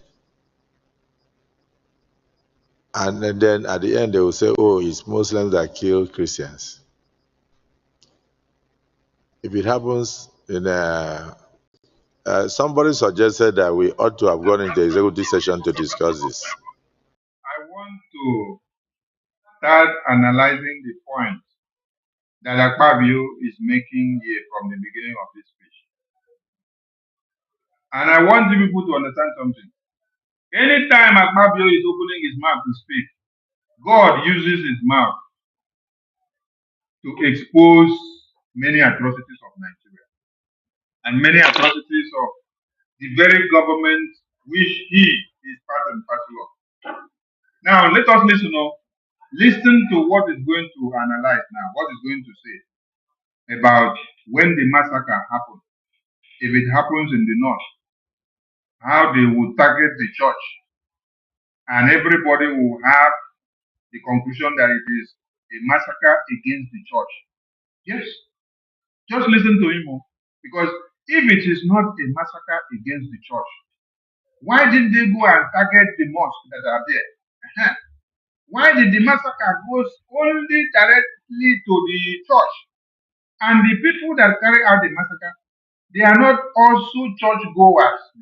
They are people of the opposite faith that are going after the church goers. Are you getting the point? So, if it is not a target at the church and the Christians, why do you now leave your own faith? You're not going to target that side. You're coming to come and target that of the church. Akpabio is using his mouth to explain that actually what the American government are saying is right. That it is a massacre, a genocide against the Christians. Listen to him. But I don't think we can win. No group can win any discussion on this because it depends on the state you are looking at. First and foremost, that he does not think them can win. No group can win any discussion on this matter that is on the table because they understand that the truth is out already. So they will only be doing what? Debate. They will only be debating on the matter, debate, but he knows that they cannot win the matter because it is the fact that is facing everybody. If terrorism occurs in a Christianly a Christianly dominated state, most people that will die there will be Christians. If terrorism occurs in a Christianly dominated state, most of the people that will die there will be the Christians that are available there. And the question is, which people will carry out the terrorism in a Christianly dominated state? Fellow Christians of the same faith will not wake up and decide to use knife and machete to cut off the heads of their babies and women and children and the head of their pastor and bishop inside their very church. No. So the very fact that you have made is that when terrorism, so the terrorists are not from that same church. The terrorists come from afar to commit the crime in the Christianly densely populated state. So, point number one, you have established the fact that it is only when terrorists comes in to commit acts of terrorism there that they will be massacred and targeted against the Christians, and the Christians will be the casualties. Point number one, you have validated the American lawmakers. You have validated BRGIE for the petition we submitted against people in America. If it occurs in a Muslim-dominated state, most of those who will die there will be Muslims. If it occurs in a Muslim-dominated state, those that will die there will be Muslims. The question I ask is, will fellow Muslims of the same faith stand up and carry knife and start cutting the head of fellow Muslims for no just reasons? It must be an alien or an alien faith or religion that will decide to come and invade the Muslim faith to start cutting their heads off, right? So that is what act of terrorism. So a terrorist must come in to commit an act that is alien to the people. That makes it what? Terrorism. Akabio, God bless you. Because anytime you open your mouth to speak on this great chamber, you are destroying Nigeria and validating everything that has been said about Nigeria. But if it occurs particularly in the North Central, you will notice that it will be targeted at maybe churches because that is what they are able to get. Very good. If it happens in North Central, the target will be the churches because it is the churches that will become vulnerable. Akabio, God bless you for validating our petition. The lawmakers of America are right. So when it is happening in the North Central, because the possibility of Christians becomes 200% available, and they are peaceful, they don't go to kill somebody. So those that want to come and kill them, when they start the terrorism, the people that they will look for to kill is the Christians because they see that that is where the Christians plenty and they don't have the lifestyle of carrying machete and knife to go and cut babies on the neck and kill people. So the terrorists will go and target them. They will not go and target other people that they know can meet their match. They will go and target the Christian churches that are there in the North Central. Akabio is helping the subject matter very well. And then at the end they will say, oh, it's Muslims that kill Christians. If it happens in Kano or Borno, they will say Christians kill Muslims. So the way the whole situation is that we still need to go into executive session and get a date for our security summit, so we can have close discussion on these matters. The What is happening in the United States? The cry of Akpabio is going to start here now.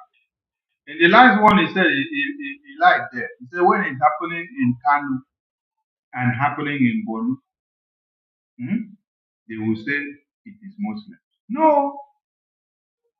When it's happening in Kaduna and happening in Borno, you see that the people that they massacre are Christians. They will not go and massacre the Fulani terrorists. There's one thing people need to understand here. When you use the word Muslims, there are even Muslims that are Christians. They hear me so? They say they are Muslims, but they say they are Christians. It doesn't answer their name, Muslim. But there are Fulani terrorists that actually come. Their own work and job is just to massacre. I want to see one Boko Haram terrorist, one ISWAP terrorist that is a Christian. Please, can somebody show me one ISWAP terrorist that is a Christian? Can somebody show me one Ansar terrorist group, one of the members that is a Christian? I want to see and know if there is one of the commanders and generals and the terrorist members of ISWAP, ISIS, Al-Qaeda, Boko Haram, Fulani terrorists, Ansar terrorist group. I think Fox News have unveiled that their numbers are now over 23 terrorist groups in Nigeria.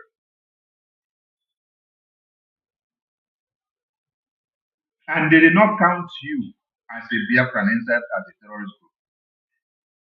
International community are assessing the terrorist index in Nigeria.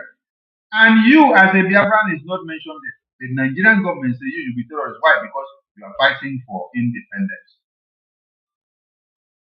The Boko Haram terrorists now, the entire terrorist group now, the Fulani terrorists that they say they are just bandits, that are killing people, cutting off people's heads. Nigerian terrorist government are not calling them terrorists. So from what Akpabio said, I want Akpabio to show me one Boko Haram terrorist member that is a Christian, one Ansar terrorist group member that is a Christian, one Fulani terrorist group member that is a Christian, one ISIS terrorist group member that is a Christian. I just want to see. I just want to see so that I can use it to now respond. Can you find any of them? If there is, if there is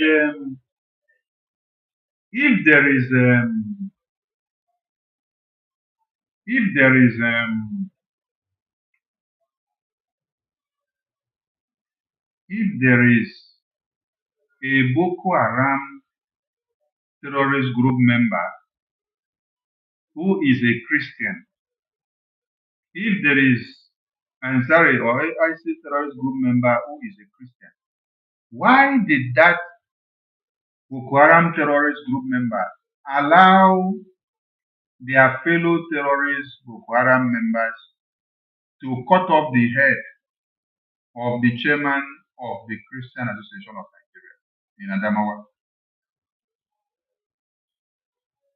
Why did he accept and allow their leader to cut off the head of the chairman of the Christian Association of Nigeria? If you have Christians, bishops, pastors inside Boko Haram as terrorists, if you have bishops, reverend fathers as terrorists in Boko Haram camp, and they are also carrying weapons and coming to be, why did they now allow a fellow Christian pastor, the chairman of the Christian Association of Nigeria, to be beheaded? Why? You see? So, Akpabio, go and retrace your statement. Because when it happens in Borno and Kano, they will not say it is Muslims. No, that is the mistake that you people are making there. You will say it is Muslim. No, they will come and say it is Muslim that is killing Muslim. No, it's terrorist that is killing.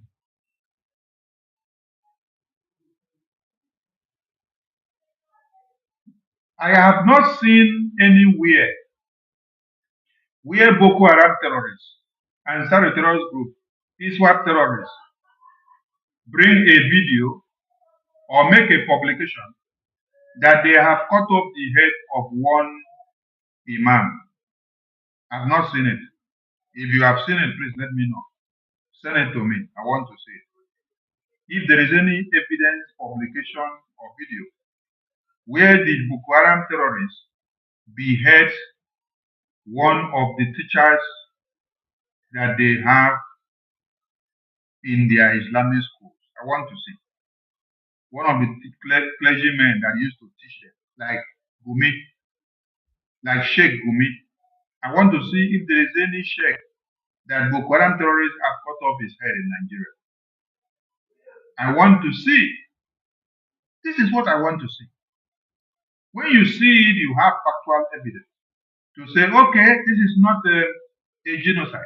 This is not a fight targeted at Christians or to eliminate Christians. If you can show me just 5 heads of Sheikh Gumi Kaim that has been taken off by Boko Haram terrorists, just like they have taken off the head of many Christian Association of Nigerian officials. This one you see on the screen is a chairman of the Christian Association of Nigeria. Chairman, this was in 2020. Chairman of the Christian Association of Nigeria. They cut off his head. They make the video and show you the video that they have cut off his head to send a message to the Christians that Nigeria is not for you, that you should leave that place. So if you can show us a video of it, very good, and then it will be very, very fine for us to use it as evidence. So let's go back to Akpabio. Is of concern to Nigeria. Akpabio said the issue of America is of concern to Nigeria. What is the issue of America? The lawmakers of America standing up now to drag Nigerian government for their complicity in the massacre and the genocide of Christian babies, women, and children, and men. That is where Akpabio is talking now. Listen to him. He said, the response of American government to the massacre of Christians is of concern to Nigeria. He is speaking now as the chief of the lawmakers of Nigeria. Let us hear what he's going to say. What is happening in the United States is of concern to Nigeria. It's of concern to the Christians. It's of concern to the Muslims. Oh, so it's of concern to the Christians. It's of concern to the Muslims. So, for those of you that does not know or may not know what he's talking about, this is what he's talking about. Where is the bill? This is what he's talking about. The fear of BRGIE and what BRGIE have done to them in US is what they are crying about. So he's now telling you the response of American government, the American senators, against Nigeria on the massacre of Christians, babies, women, and children and men, that it is of concern to them, the Nigerian lawmakers. It's high time they sit down to see what they want to say. And it is important to the Christians. It is important to the Muslims. So I just want you that is just joining us. If you don't understand what Senator Akpabio said, the issue of America is of concern. Hey, this is the issue you see on the screen now. That Senator Ted Cruz is raising a bill to sanction all the Nigerian terrorist criminal officials. for aiding and abetting the genocide of Christians by supporting the terrorists and sponsoring them and taking care of them, even paying them, even reintegrating them back into the army, the navy, the air force, the police, and everything. Because the moment they bring sanctions will breed poverty. Now, do you now understand? Akpabio understands the importance and the intricacies and the phenomenal stand of the sanctions that BRGIE we're talking about now.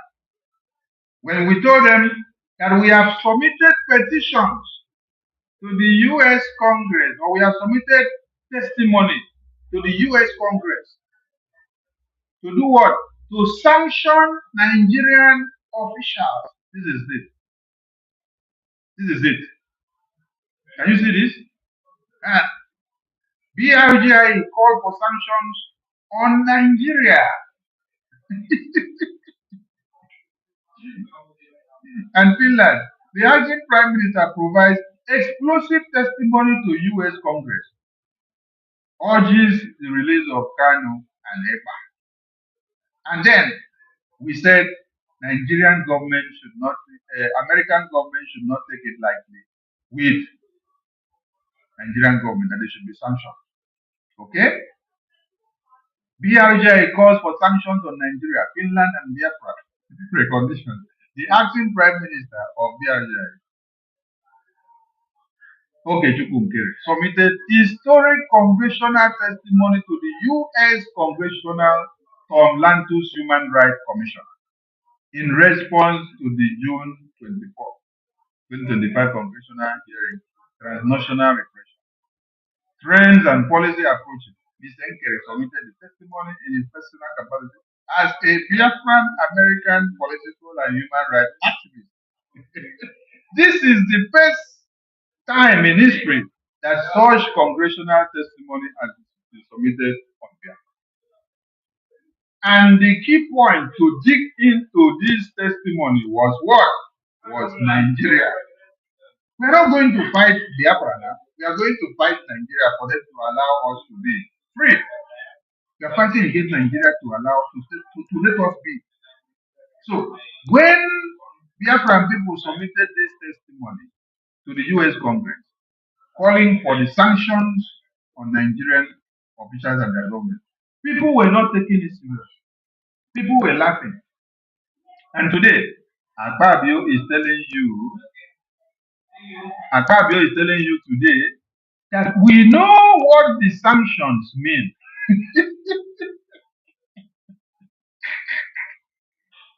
Oh my God. Akpabio is comparing to you. He said, we know what the sanctions mean. We know what the sanctions will bring to us. The sanctions will bring poverty. It will bring hunger. Are you getting the point? Let us go back to Akpabio so that we get his message very well.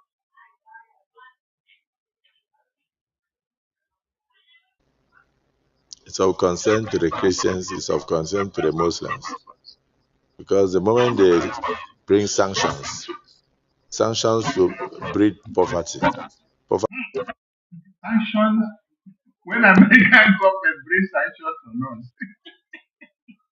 Nigerian criminals, the sanctions will breed poverty. He's beginning to feel it and he's trying to explain it to his people that this American sanction that people are hearing is not going to be child's play. Everything will cackle. What I go pass carry. Maybe I don't think I'm like you. To the Muslims. Because the moment they bring sanctions will breed poverty. Poverty knows no religion.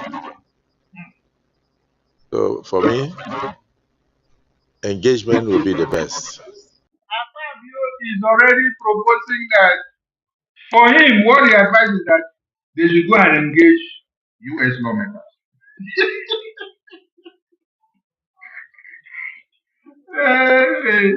Now, one way engage US lawmakers. You cannot engage Tinubu first to release Martin Namdekan. That is where your engagement should start. Because you people don't seem to identify your problems. Your problems are not far-fetched.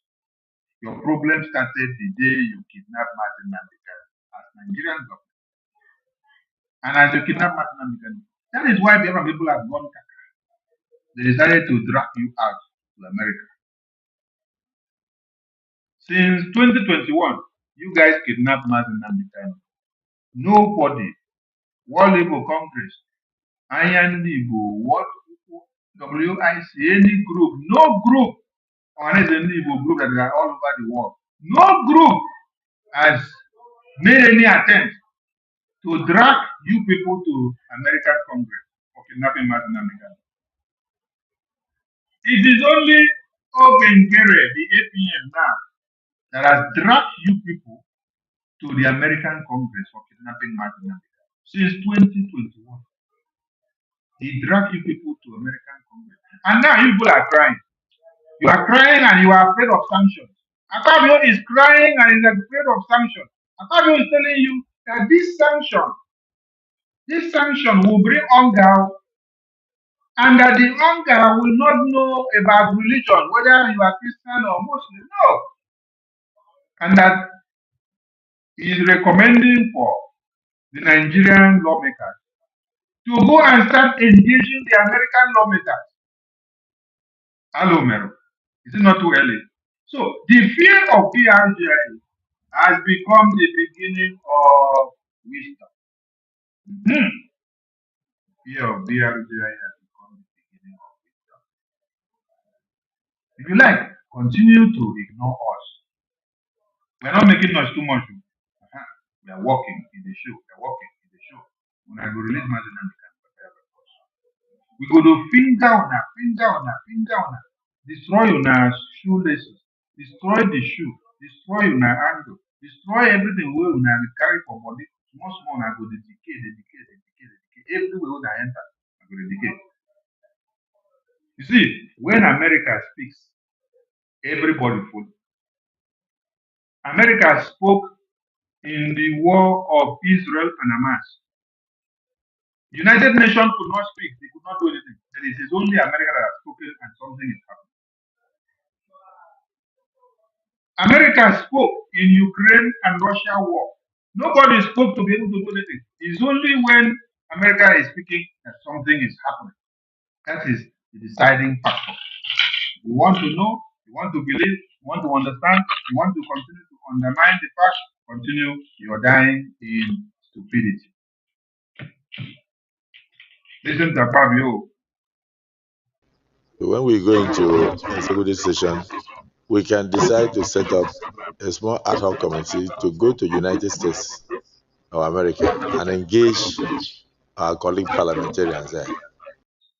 Hey, Fabio said they are going to set up ad hoc committee to go to United States of America to go and start engaging the US lawmakers so that they will be able to counter what BRGIE has done. Now go here and you go compare to the map. Say there are some people that went there to do something to destroy Nigeria. And so we have to go and do something to fix it. You're very funny and you're so realistic when you sit down on this place to be talking to fellow Mugu Nigerians like you. So Fabio has identified the problem and he has told his fellow lawmakers that they have to send some of them to go and start engaging American lawmakers so that they can go and change the story, so that they can go and change the lies. It is too late because there are facts and figures and evidence that have been presented to the American lawmakers. Facts and figures and evidence have been presented to American lawmakers. It is not a hearsay. Before you saw BRGIE held a congressional briefing inside the red chambers of America. You should know what it means. They are going very fast. Yes. They did not blow the trumpet all along. They were doing background work and you don't know that they are going far. So check out the level where they have gone now. And then to also educate them. To educate them. And now we don't want you to go and start educating the US government. To educate them and let them know that what BRGIE came to educate them about, that it is dangerous and it is destructive to them. And now they are waking up, they want to come and correct the narrative. No, it's too late. Because if you see what these people are doing, most of them are outsiders. When they come and start spraying bullets from GP, what do you call it, or they throw rocket, they are not throwing rocket into the crowd targeting a particular religion. They are killing Nigerians. I don't know who will now go and sit down and bring out maybe the dead bodies and say this one is a Christian, this one is from this family, this must be a Muslim. This one. So we are facing a situation whereby these terrorists are trying to terminate the lives of Nigerians. Now, let me address a topic from what you said. You see, in a country where they refuse to work on their database, this is how you will always come out to talk to defend your criminalities. America, will I say, is bigger than Nigeria in population, if I may say so. But you see what is happening? They have a database system. They are able to control and know who is who, know who is Muslim and who is Christian and who is Hindu. So, for Fabio to now take the failure of Nigerian government to ascertain who is a Christian, who is a Muslim, and who is Hindu, and who is not who, or who is a traditional worshiper, and when they go and kill somebody, and when the terrorists go and kill, and they will not know whether it's a Christian or Muslim. It is a very wrong assertion, a very wrong way of exonerating their failures in their political system. You're supposed to be canvassing and asking for what? A robust database system, whereby as soon as anybody is born into this country or comes in, you must go through that data system. As far as you enter the country, they capture your data in the system. The day you live, you're in the system. The day a new baby is born, in the system. The day that baby is dead, in the system. So if they tell you somebody died in the social community, with the database system, you can even sit down there and do census. And then you will know the person that is missing in that community for the past 3 days. Then you can be able to tell that this is the person that is actually missing and they have been the one that is dead. So when you don't want to work on database and then you want to glorify your failure on the mixed multitude of Christians and Muslims and Hindus and traditional worshippers, your problem is not solved. The problem are not solved. So people that continue to prepare on how to go to America and start engaging them. We have already laid the foundation for you guys.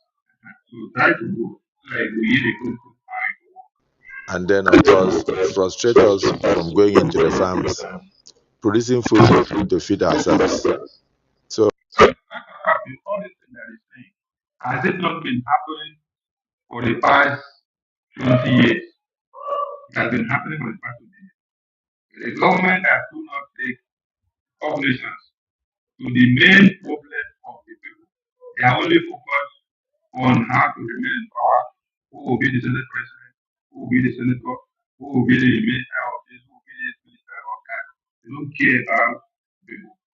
Now you're lamenting. You're only lamenting and talking out on this issue now because we have opened the Pandora box in America for you guys. That's why you even have time to be doing this in-depth talk. You're going very slow, talking as if you are emotional about the ocean. No, what you're considering here is how much you enter your bank account. as the Senate President. Not how many babies, women, and children are being massacred and burned to ashes in Plateau. How many were burned to ashes before December last year in Plateau? How many were massacred in Plateau? What has been the reaction of these useless lawmakers all year? Is it not because of the massacre that has been shown in Nigeria that made the Biafra people to decide to act USM? It is that same massacre that made the Biafra people to decide to have an army and to declare Biafra independence. So, these senators cannot be here speaking as if they are just waking up now to the reality that they got people there. They use that to shoot. They use AK-47 to shoot. Are you not the people that recommend and endorse the reintegration and rehabilitation of the same Boko terrorists that have killed babies, women, and children? What are you saying? That is how you people are actually aiding and abetting the genocide that the US congress. So this discussion will be better in a closed session, and I think It is great to discuss this matter in the public. Our Fabio is telling them it is better we close the door, remove the media, no television access, no radio access, nobody will on the phone to record what we are saying here, so that it will be secret. That is what Fabio is telling you. Because when they want to discuss it, they are going to do raw talk about the matter. So they don't want it to be televised. So that when they are saying it, people will not hear and know their flaws. They want it hidden and done behind the scenes. I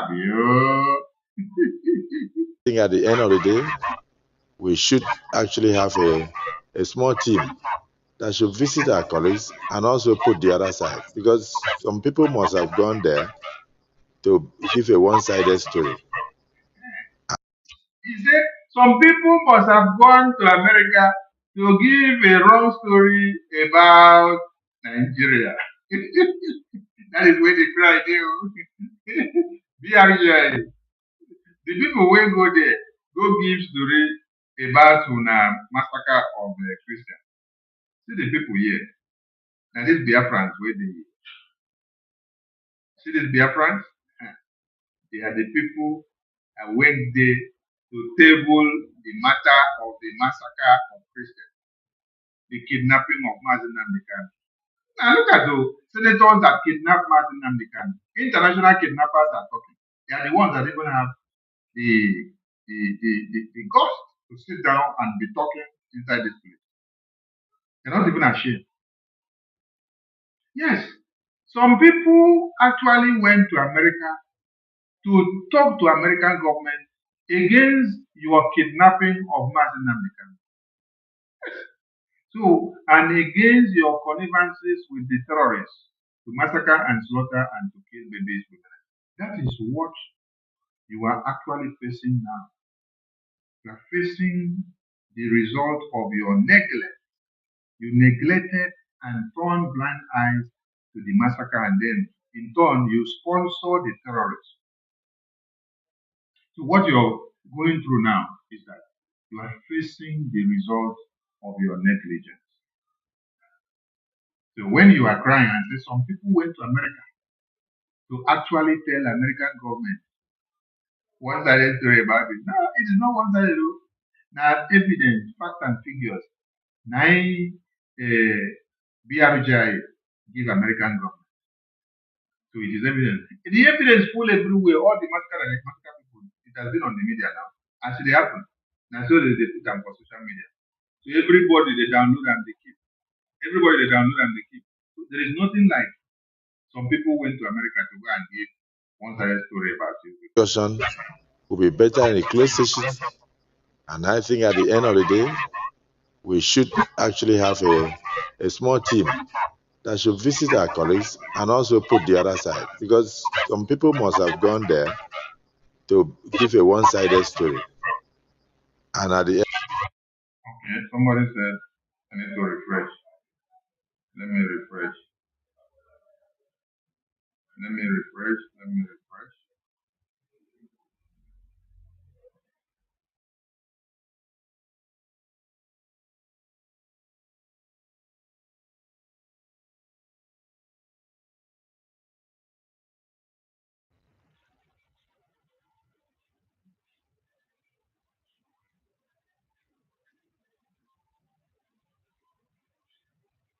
The network is going kaka. Okay, I just refresh now. You guys should check if the sound is better now. Check if the sound is better now. I just refresh. Please check if the sound is better now. Check if the sound is better now. Ikuku, check if the sound is better. Take wall up. Take wall up, Biafra. Check if the sound is better now. Check if the sound is better now. Those in the listening session, check if the sound is better now. I've just refreshed. Check if the sound is better now. Check if the sound is better. Okay, we continue. We should actually have a small team that should visit our colleagues and also put the other side, because some people must have gone there to give a one-sided story. And at the end, it will now look as if only Christians are being killed by terrorists in Nigeria. But I can tell you that a lot of Muslims have lost their lives in the last 5-10 years. The same way Christians have also lost their lives. So my personal opinion is that Nigerians have lost their lives as a result of insurgencies, banditry, and others. So if you look at what is happening in the Southeast, predominantly Christians, most of those that are killed in the Southeast. You see, he's now leaving the massacre of Christians as a case study now. And he now wants to use Biafra and to start castigating IPO. This is to tell you that this man has identified and understand where their problems are coming from. They have identified that it is BRGIE that dragged their nakedness to American government. Yes. That is why you are here to discuss about the massacre of Christians, which predominantly are Biafrans.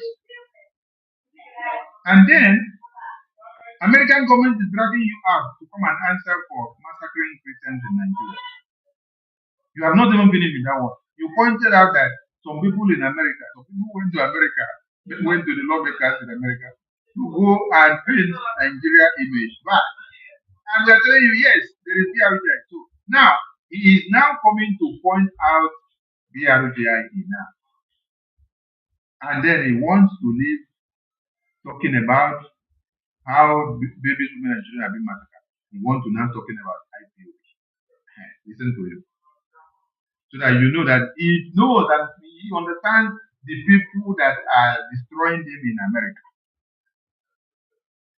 Including the late husband of our demised icon, Dora Akunyili, the way the man was shot dead and everything. Will you come and ascribe that to religion? I'm talking about what IPOP is doing. You see brothers killing brothers.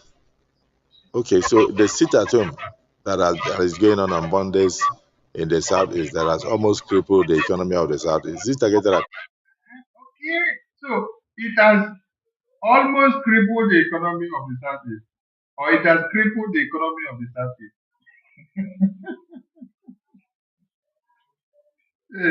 So, Biafra people, do you now know the pain that you are inflicting on Nigerian government? You now understand.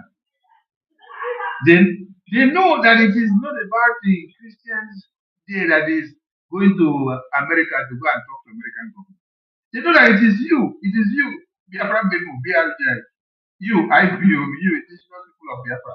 You are their problems. You are the one that they kidnap your leader, they keep them, they imprison your prime minister, they keep in Finland. Now you people have gone to America to start destroying them. And instead of him to say what he wanted to say, he diverted to Biafra now. He started telling you that Biafra people killed Dora Akunyili husband. Somebody that was killed by them as fellow terrorist politicians. Hopeless of them, they connive with all the politicians. They only know what happened and how they killed that man. They kill him and stage manages to now use the name to blackmail the Biafran people. And you're telling us that a brother is killing your brother in Biafra. Which brother is killing brother in Biafra? When you come and use one person as a slave to sabotage Biafra and to kill Biafra, you expect that the family of those people now will now overlook you that have come to kill their brother and sister. Then you come and say it is brother is killing brother. You will go use that person and say it's a bubag. Come go in house, go they want them to kill him. What were you using him for? So a terrorist that is come to kill Biafrans in their home, the Biafrans should allow them to breathe because they claim to be speaking a language of which they are not Biafrans, but they are terrorists come to kill them. What do you do to a terrorist when a terrorist is coming to kill you? So this is the painted narrative that Nigerian terrorist government and the lawmakers are pushing out there. But you see, the thing is paining them. They are confessing about how you are using it to strangulate their economy. The thing is paining them of how Biafra IPOB is standing very strong. It's paining them of how indigenous people of Biafra are standing very strong. How they are not backing down on Biafra. How they have gone all the way to US now to go and use political button to be pressing against Nigeria. Pressing the button and the button is making wick. And Nigerian lawmakers are crying now. Okay, so the sit at home that is going on Mondays in the Southeast that has almost crippled the economy of the Southeast. Is it targeted at Christians or Muslims? Is it crippling the economy well? Now I hear that it is crippling the economy well. Very good. And you ask the question, you say, is it targeted at Christians or Muslims? Let me ask you, is it the Christians or is it the Muslims that are the ones that are keeping national becoming detention? Is it not you, one of the Igbo politicians? Is it not you as Igbo politician? Is it not all the Igbo politicians, including you, that are keeping national becoming detention? Is it all of you Igbo politicians from the Holy Spirit that connive together to sell national becoming to Nigerian government? While you come and sit down there and you're shaking hands with Boko Haram terrorists, they decided to kill national becoming because of that. So where do you expect the sit at home to happen? The people that walk the way to kill Martin Namdekan, they are from the whole eastern region, the Biafra land. So that is why the sit at home does not need to go to Kafanchan. The sit at home does not need to go to Abuja.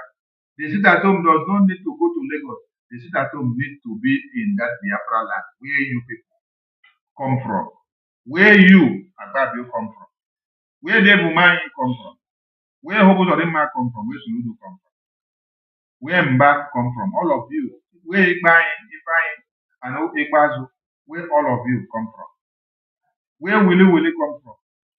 That is where the sit at home need to, because that is where we're planning of how to eliminate Martin Namdekan in 2017. He went to his house to eliminate him, God saved him, and then he later found himself in Israel. So it is not Boko Haram that is keeping Martin Namdekan. It's not Boko Haram that kidnapped Martin Namdekan. It is you Igbo politicians that kidnap it. So the sit at home is not targeted at Fulani. Fulani is not there. Fulani is in the far north. It is you as a Biafran, as a Christian that is in the east, that need to feel the pain, just like you are confessing now. If I ask a Boko Haram Fulani senator there, do you feel the impact of sit at home of Biafra people in Kaduna or Kano or EKID or Zamfara? He will tell you, no, Biafran people are not observing sit at home here. It's only in Biafra land. So you are the one that is feeling it and you are giving the answer now. You are complaining. Yes. So that means what we are doing is making sense. It is yielding results. That is why you are complaining. If it was not yielding fruit, how will you be complaining if you are not from Biafra land to feel the pain to feel the ripple effect of what we are doing, how will you be compliant? So it needs to be in Biafra land and not in Abuja, because we are targeting you people that kidnap Anambra and give to the Nigerian government. So Nigeria has complex security situations, and we should actually go out there and educate people so that they will know what to do. But when they just come out with a one-sided motion, it means they have a target, and that target is to strangulate the economy of Nigeria. That's my personal opinion. So it's left to us as a parliament to take proactive actions and be strategic in our response.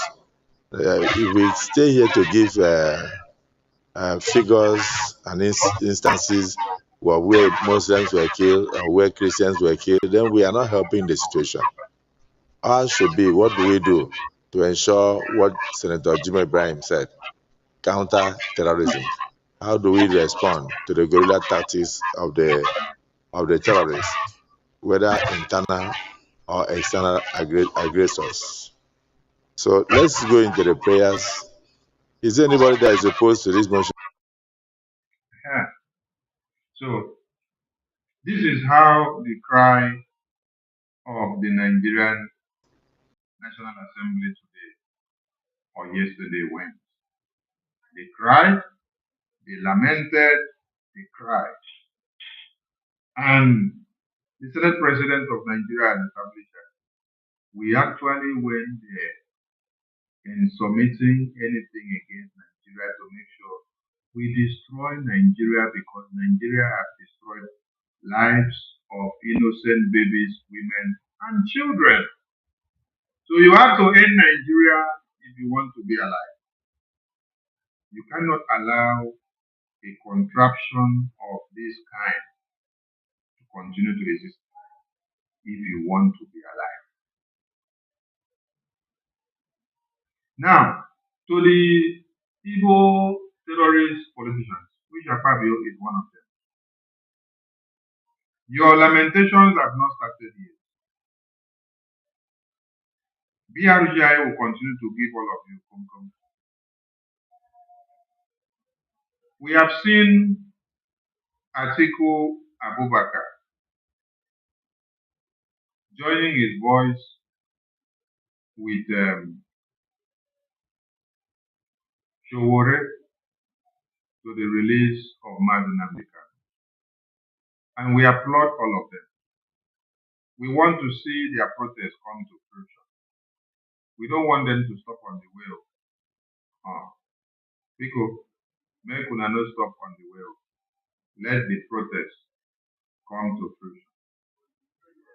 We want to see you guys protest. Yes, we want to see you guys protest. And we want to see that your protest is not cancelled. You know, it is only in Nigeria that when they are talking about how to give Boko Haram license and how to negotiate with Boko Haram and how to take care of them and how to protect them, how to not to kill them. They don't need to do protest for it. When they were to kidnap Anambra, they did not need to go back to come and do protest for it, to kidnap Anambra. They did not need Showore to do protest to kidnap Anambra. These are some things you need to understand. When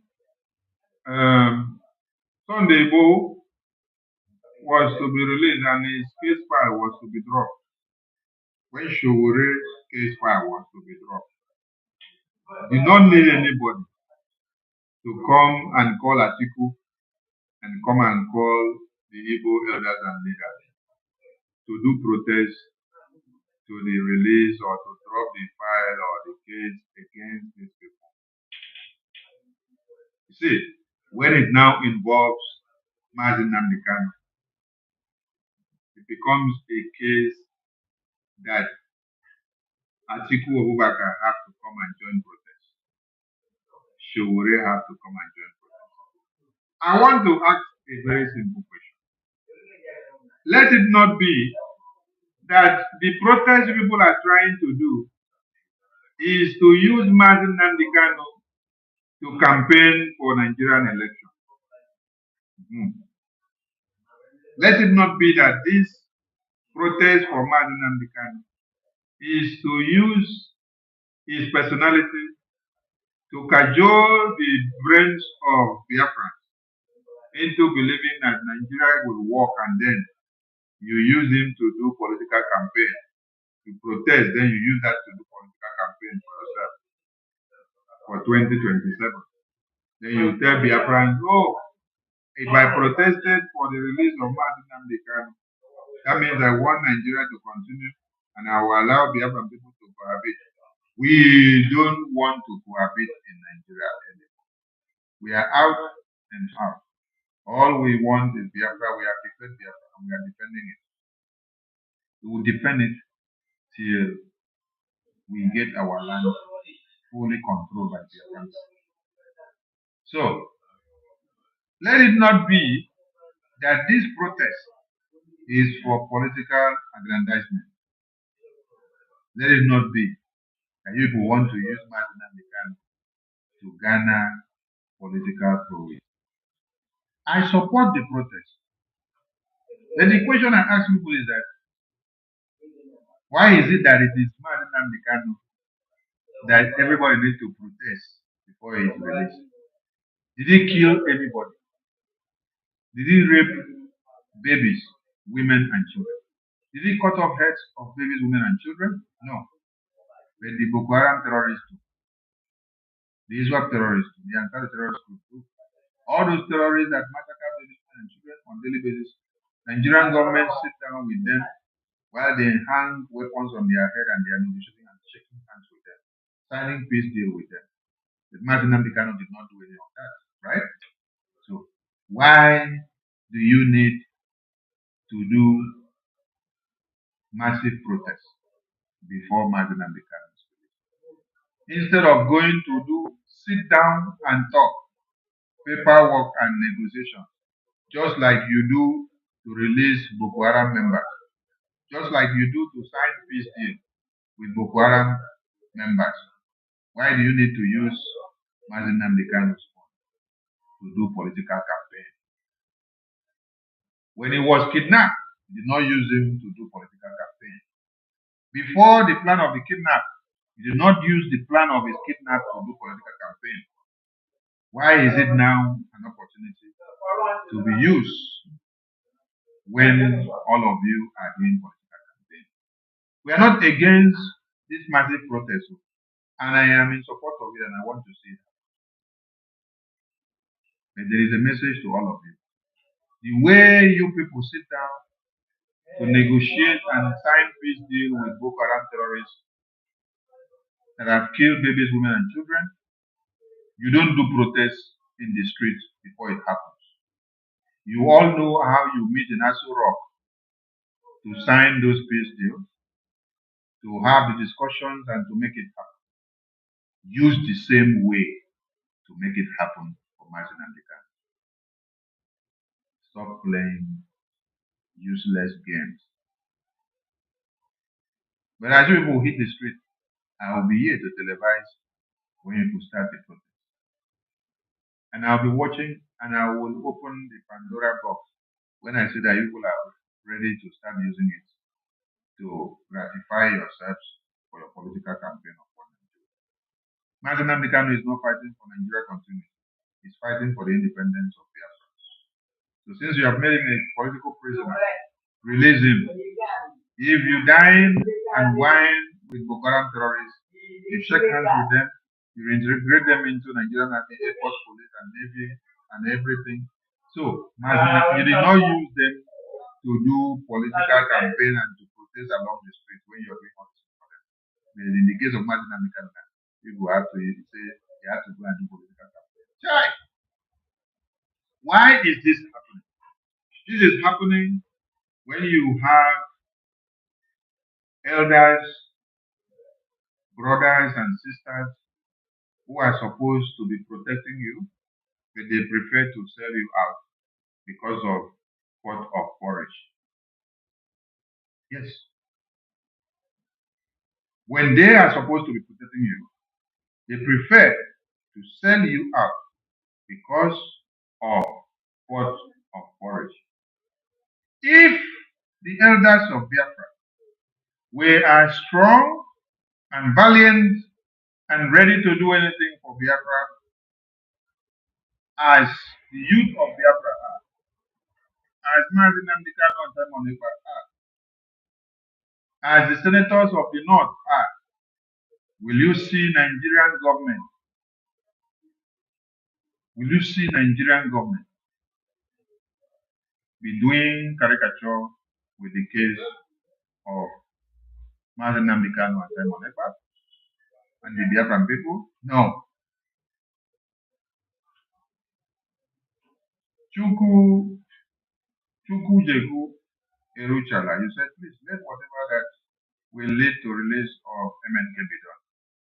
Did I tell you that I am against it? No, I'm not against it. I'm just explaining facts and figures to you. That before you see that somebody as Atiku Abubakar, Showore, will now be the one to come and protest to the release of Martin Nnamdi Kanu. Where are the Ohanese? Where are the World Igbo Congress? Where are the elders and the youth of Igbo land? Where are the elders and youth of Biafra land? Where are the senators and ministers of Biafra land serving in one Nigeria? I'm asking you a very pertinent question. Why will Atiku be the one? Why will Showore be the one to be hitting the streets and mobilizing protests to the release of Martin? When they are doing peace talk for the Boko Haram, they don't need to do protests before it happens. When they are releasing Boko Haram terrorists, rehabilitating them, sending them to school, taking care of their families, paying them ransoms and so much money, they don't need to do protests in the street. Atiku don't need to come and carry a placard. Showore don't need to come and carry a placard for any deal to be affirmed for the Boko Haram terrorists. None of the ministers and senators in Nigeria have to do so. So, do you know why? It is because your elders and your senators, your governors and ministers, they have all compromised. They are actually your problem. That is why Atiku and Showore are actually dragging them out. They are trying to shame them, to expose them, to tell the entire Nigerian people that it is not Nigerian government that is keeping Nnamdi Kanu in detention and that is imprisoning Simon Ekpa in detention and that is killing Biafran people. It is who? Your Igbo politicians. That is why the topic of my program is no elections in Anambra. Igbo politicians jail Mazi Nnamdi Kanu for jihad, while Boko Haram politicians are protecting Boko Haram. Are you getting the point? So, if you have Ohanese who claims to have been originated from Biafran extract, and then the Ohanese are not asking for the release of Mazi Nnamdi Kanu and for the release of Simon Ekpa. Instead, they are placing bounty on the head of Simon Ekpa and the head of Mazi Nnamdi Kanu. What do you expect from the people that you sell your children, you sell your brothers and sisters? That is the point of context that I want you to understand. Chukwucheku. Because you have demons in the name of politicians and elders and brothers and sisters that you have that are in Nigerian politics. And they want to kill you. They want to rip you off of everything. They don't want to see you alive. They rather see Boko Haram terrorists come and take over your communities and rape your women and children, while they will continue to enjoy the glorification as Nigerian politicians. That is what they want to do. So you need to understand this fact. So when you sit down and see them wake up someday, make you not trust Nigerian politicians. If they say yes, they are yes. Don't take it to heart. Just hold their yes until you see them fulfill their yes. That is the best way to deal and to treat with the Nigerian politicians. They are not different from the Igbo politicians that we have. They are digging our graves on daily basis. Those that are bringing the Bubago terrorist army to come and kill us, rape our women and children and fight us on daily basis. It is not the Boko Haram Fulani politicians that are bringing them. It is the Igbo politicians that are bringing them. That is why we have launched a campaign on making sure you know your problems and go after them and fetch them out. Where is Akpabio? Where is Osita Shinashu? Where is Peter Obi? Where is Soludo? Where is Ifanyuba? Where is Andimba? Where is Hope Sodima? Where is Obonaya? Where is Bianca Ojuku? Where is Abaribe?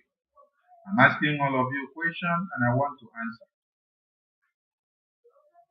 Now, I want to ask some of you, because Shore is challenging the Igbo politicians. Mr. President. And join him in this protest. The person you see here that is shaking hands with Tinubu, that is Senator Isu Naso. I want to ask you a very pertinent question.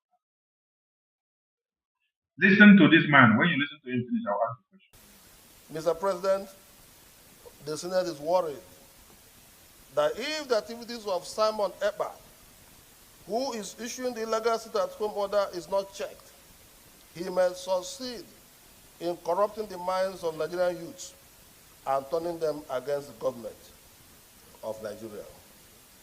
Accordingly, the Senate resolved to condemn the sit-at-home in totality, as well as the nefarious activities of Simon Ekpa, who is the gang leader. Point of order, the leader of the Senate.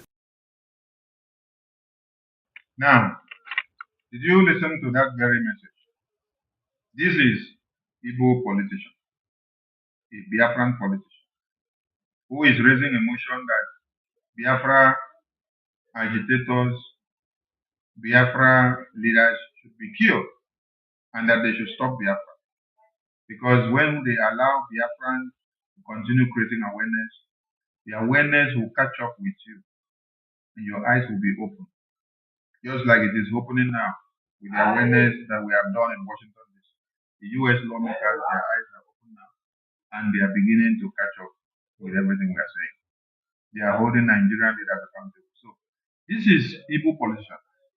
I am asking you now, will you be able to see this man coming to protest for the release of Anambra?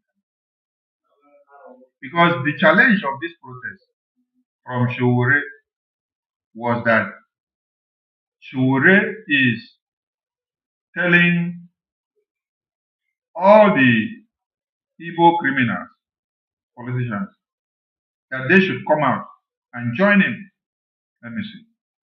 They should come out and join him in the protest for the release of Anambra. Okay, look at the screen. Shore's mandate is to see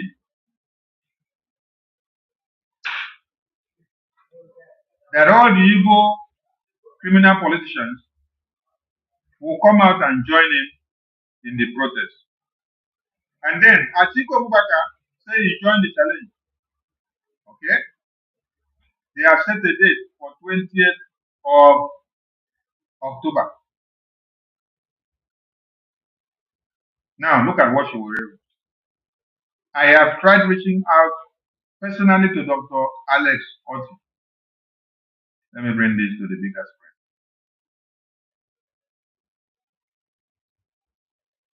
Professor Charles Chukuma Soludo and Mr. Peter Obi through his team today. Alex Otti and Soludo neither took my calls nor responded to my messages.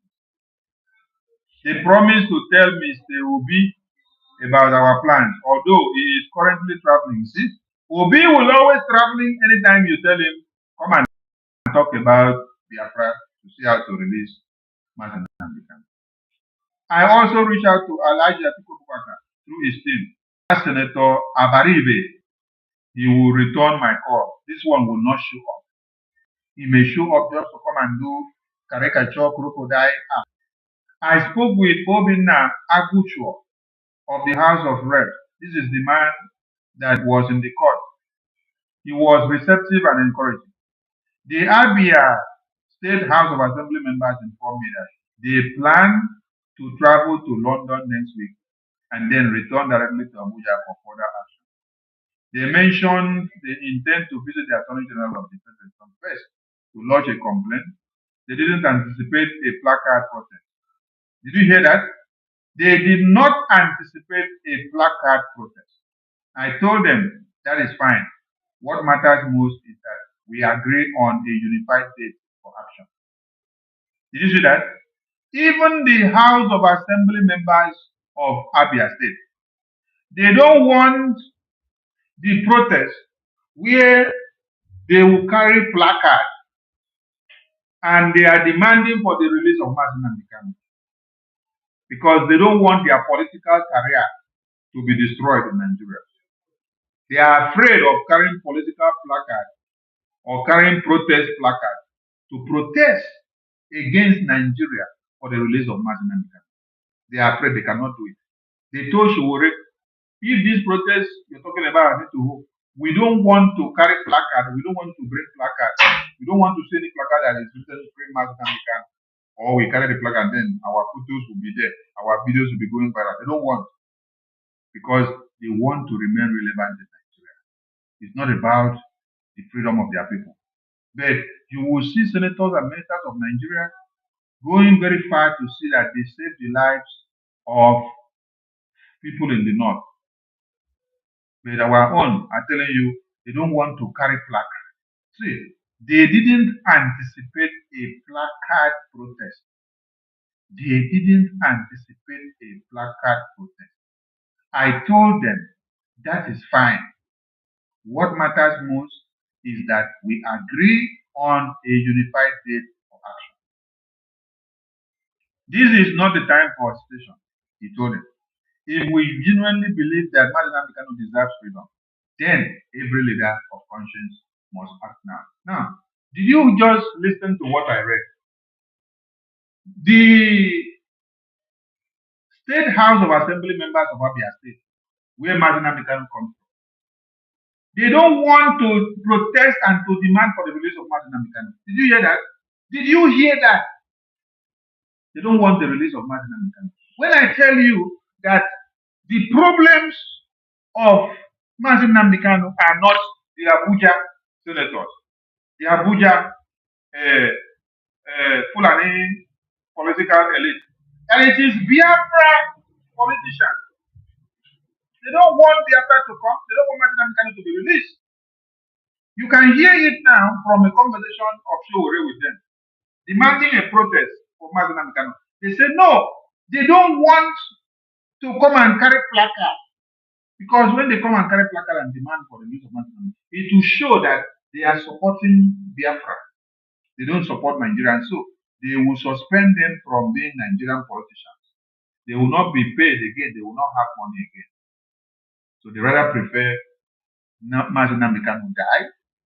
Biafra is decimated while they continue to remain relevant in Nigerian politics. Did you now understand the point? Did you get the point now? Okay.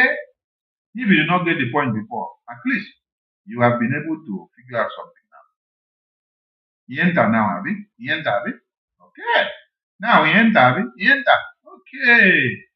You feel the gist now. Okay. Your problems are not from the north. The problems are your politicians. The people that don't want Martin African release, they are your politicians in the East. That is why you need to hold them accountable. now where I read this thing now, you see, King Joshua Chidebere can't say it is well. King Joshua Chidebere, why it not go well? Maybe you did not believe when I'm telling you that your problem, the problem of Martin African, the problem of Biafra people being massacred, that it is not from the north, it is not from Lagos, it is not from Abuja. Your problem are your politicians. They are the ones. There is another video where Showore said that when he was calling people and talking about the release of Martin African, that from Imo State, they said from Imo State, somebody from Imo State said no, they should not release Martin African because they release him, election will not hold. Nigeria election will not hold again. So they must keep him so that Nigeria election will hold and Nigeria will continue to destroy our lives. Did you get the point? So now that you are now getting this message from Showore, it is not me that spoke with the Igbo politicians and bring this message.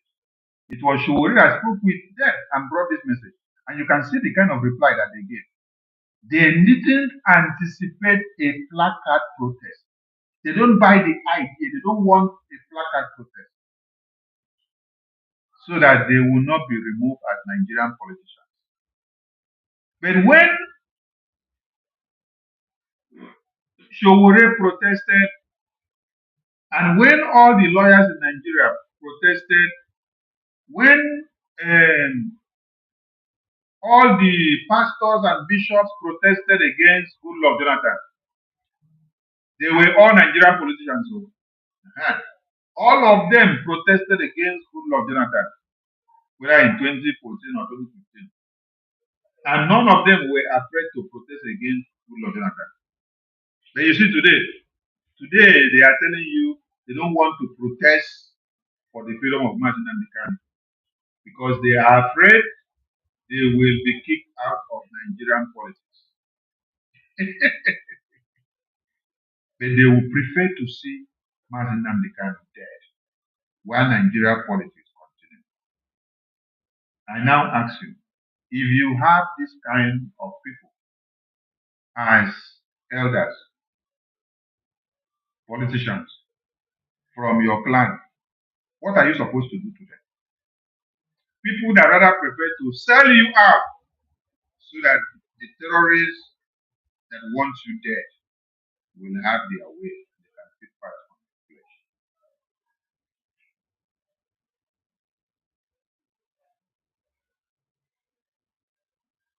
How can this Osita, who is calling for the head of Simon Ekpa now, when you call for the head of Simon Ekpa, you're calling for the head of Biafra. The head of Biafra here is Martin African. Simon Ekpa did not emanate from the river.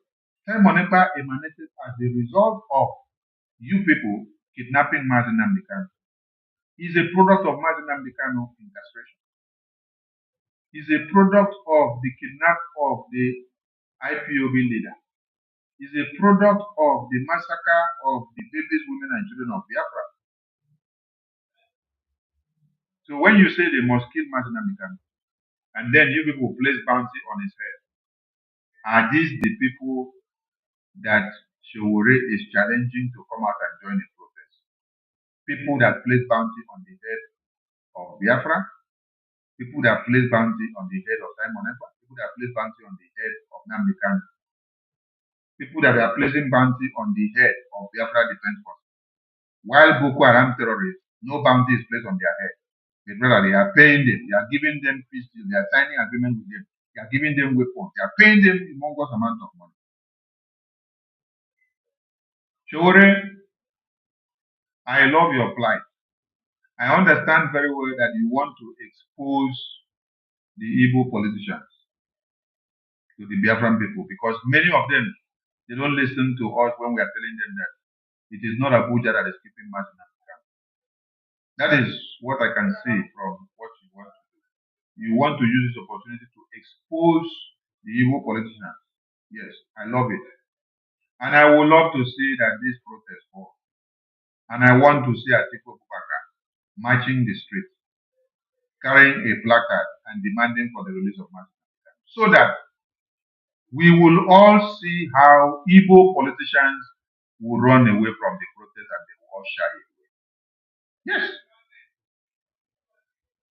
because if they go and join the campaign, if they go and join this protest, then later they want to go back to go and join the Aso Rock, it's going to be a tussle.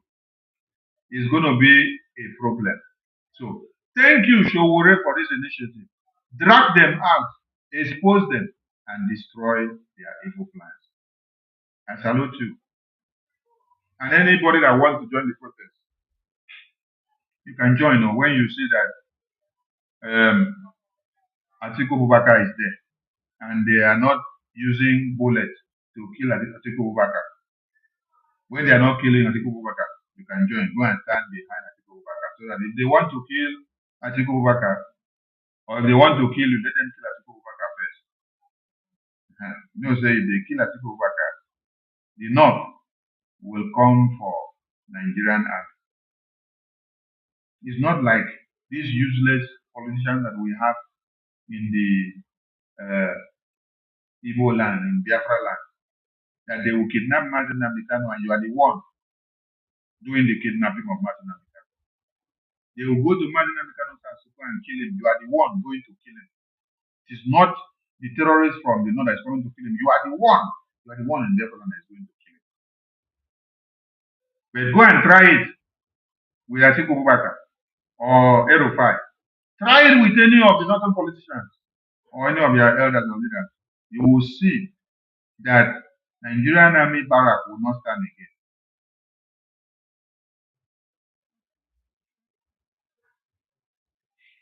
I salute all of you, and we will return back again tomorrow to continue the awareness. Thank you all to everyone, and keep the fire burning. We'll continue to remind everyone about the superlative work that BRGIE are doing in Washington, D.C. So if you do not believe in what we are doing, please ask questions, and they will explain better to you, because we are doing exploits. We are moving mountains. And those that understand the good things that we are doing, they are confessing and they are telling you that it is happening. They will communicate from me. It is good night to you all. Morning, good evening, good night to all of you. They will. Before we go, I would like to ask you this. I see you in court. I see videos of you in court every time Nnamdi Kanu appears in court. And this case has lingered for too long and so long. Shouldn't we be talking about a political solution now to resolve all of these and probably give closure to the people of the Southeast and maybe peace too? You know, the Kanu situation didn't need to last one day longer than the day Buhari left. Kanu was Buhari's personal prisoner, because those people, the Buharis of this world, believe that Nigeria is a real estate that must be held together, it must be united. But you would think that people who claim they have broad minds about what Nigeria is, the diversity of Nigeria, the crisis, is the first person they would have done. The first person they would have let go is Nnamdi Kanu, because didn't we let go Sunday Igboho? Are we not? Have we burned down Yoruba land? Before Buhari left, I was one of the people fighting for Ezaki. The argument by those who were opposed to his release was that if he comes, he will burn down Kaduna. Ezaki has been out of jail now for how long? He doesn't even have time for Nigeria. He has become an international ambassador for Nigeria. He goes to Lebanon, Iran. I've seen him in Iraq. He has not had time to even rebuild his area base. That shows to you that what of some of the fear mongering that happens on the corridors of power is driven by unreasonableness, and that is why I just want to say, look, eventually, they are going to resolve the issue politically. Because the political issue is a self-determination matter. There's no court of law that can resolve Kanu's matter. Even if he's found guilty by their own standards, it's still going to be he's a political prisoner forever. Some people have also said that there are also some political interests, even from his region, who do not want him to be free. We know that because I was earlier in, I think 2023, I was part of some conversation to release him. And what came straight was from Imo State, that he can't be released before the election in Imo State, that he will affect them. And after that, everybody kept coming and said, don't release him, and here we are. All right, we have to go now. I must thank you very much for your time on the program. Omoye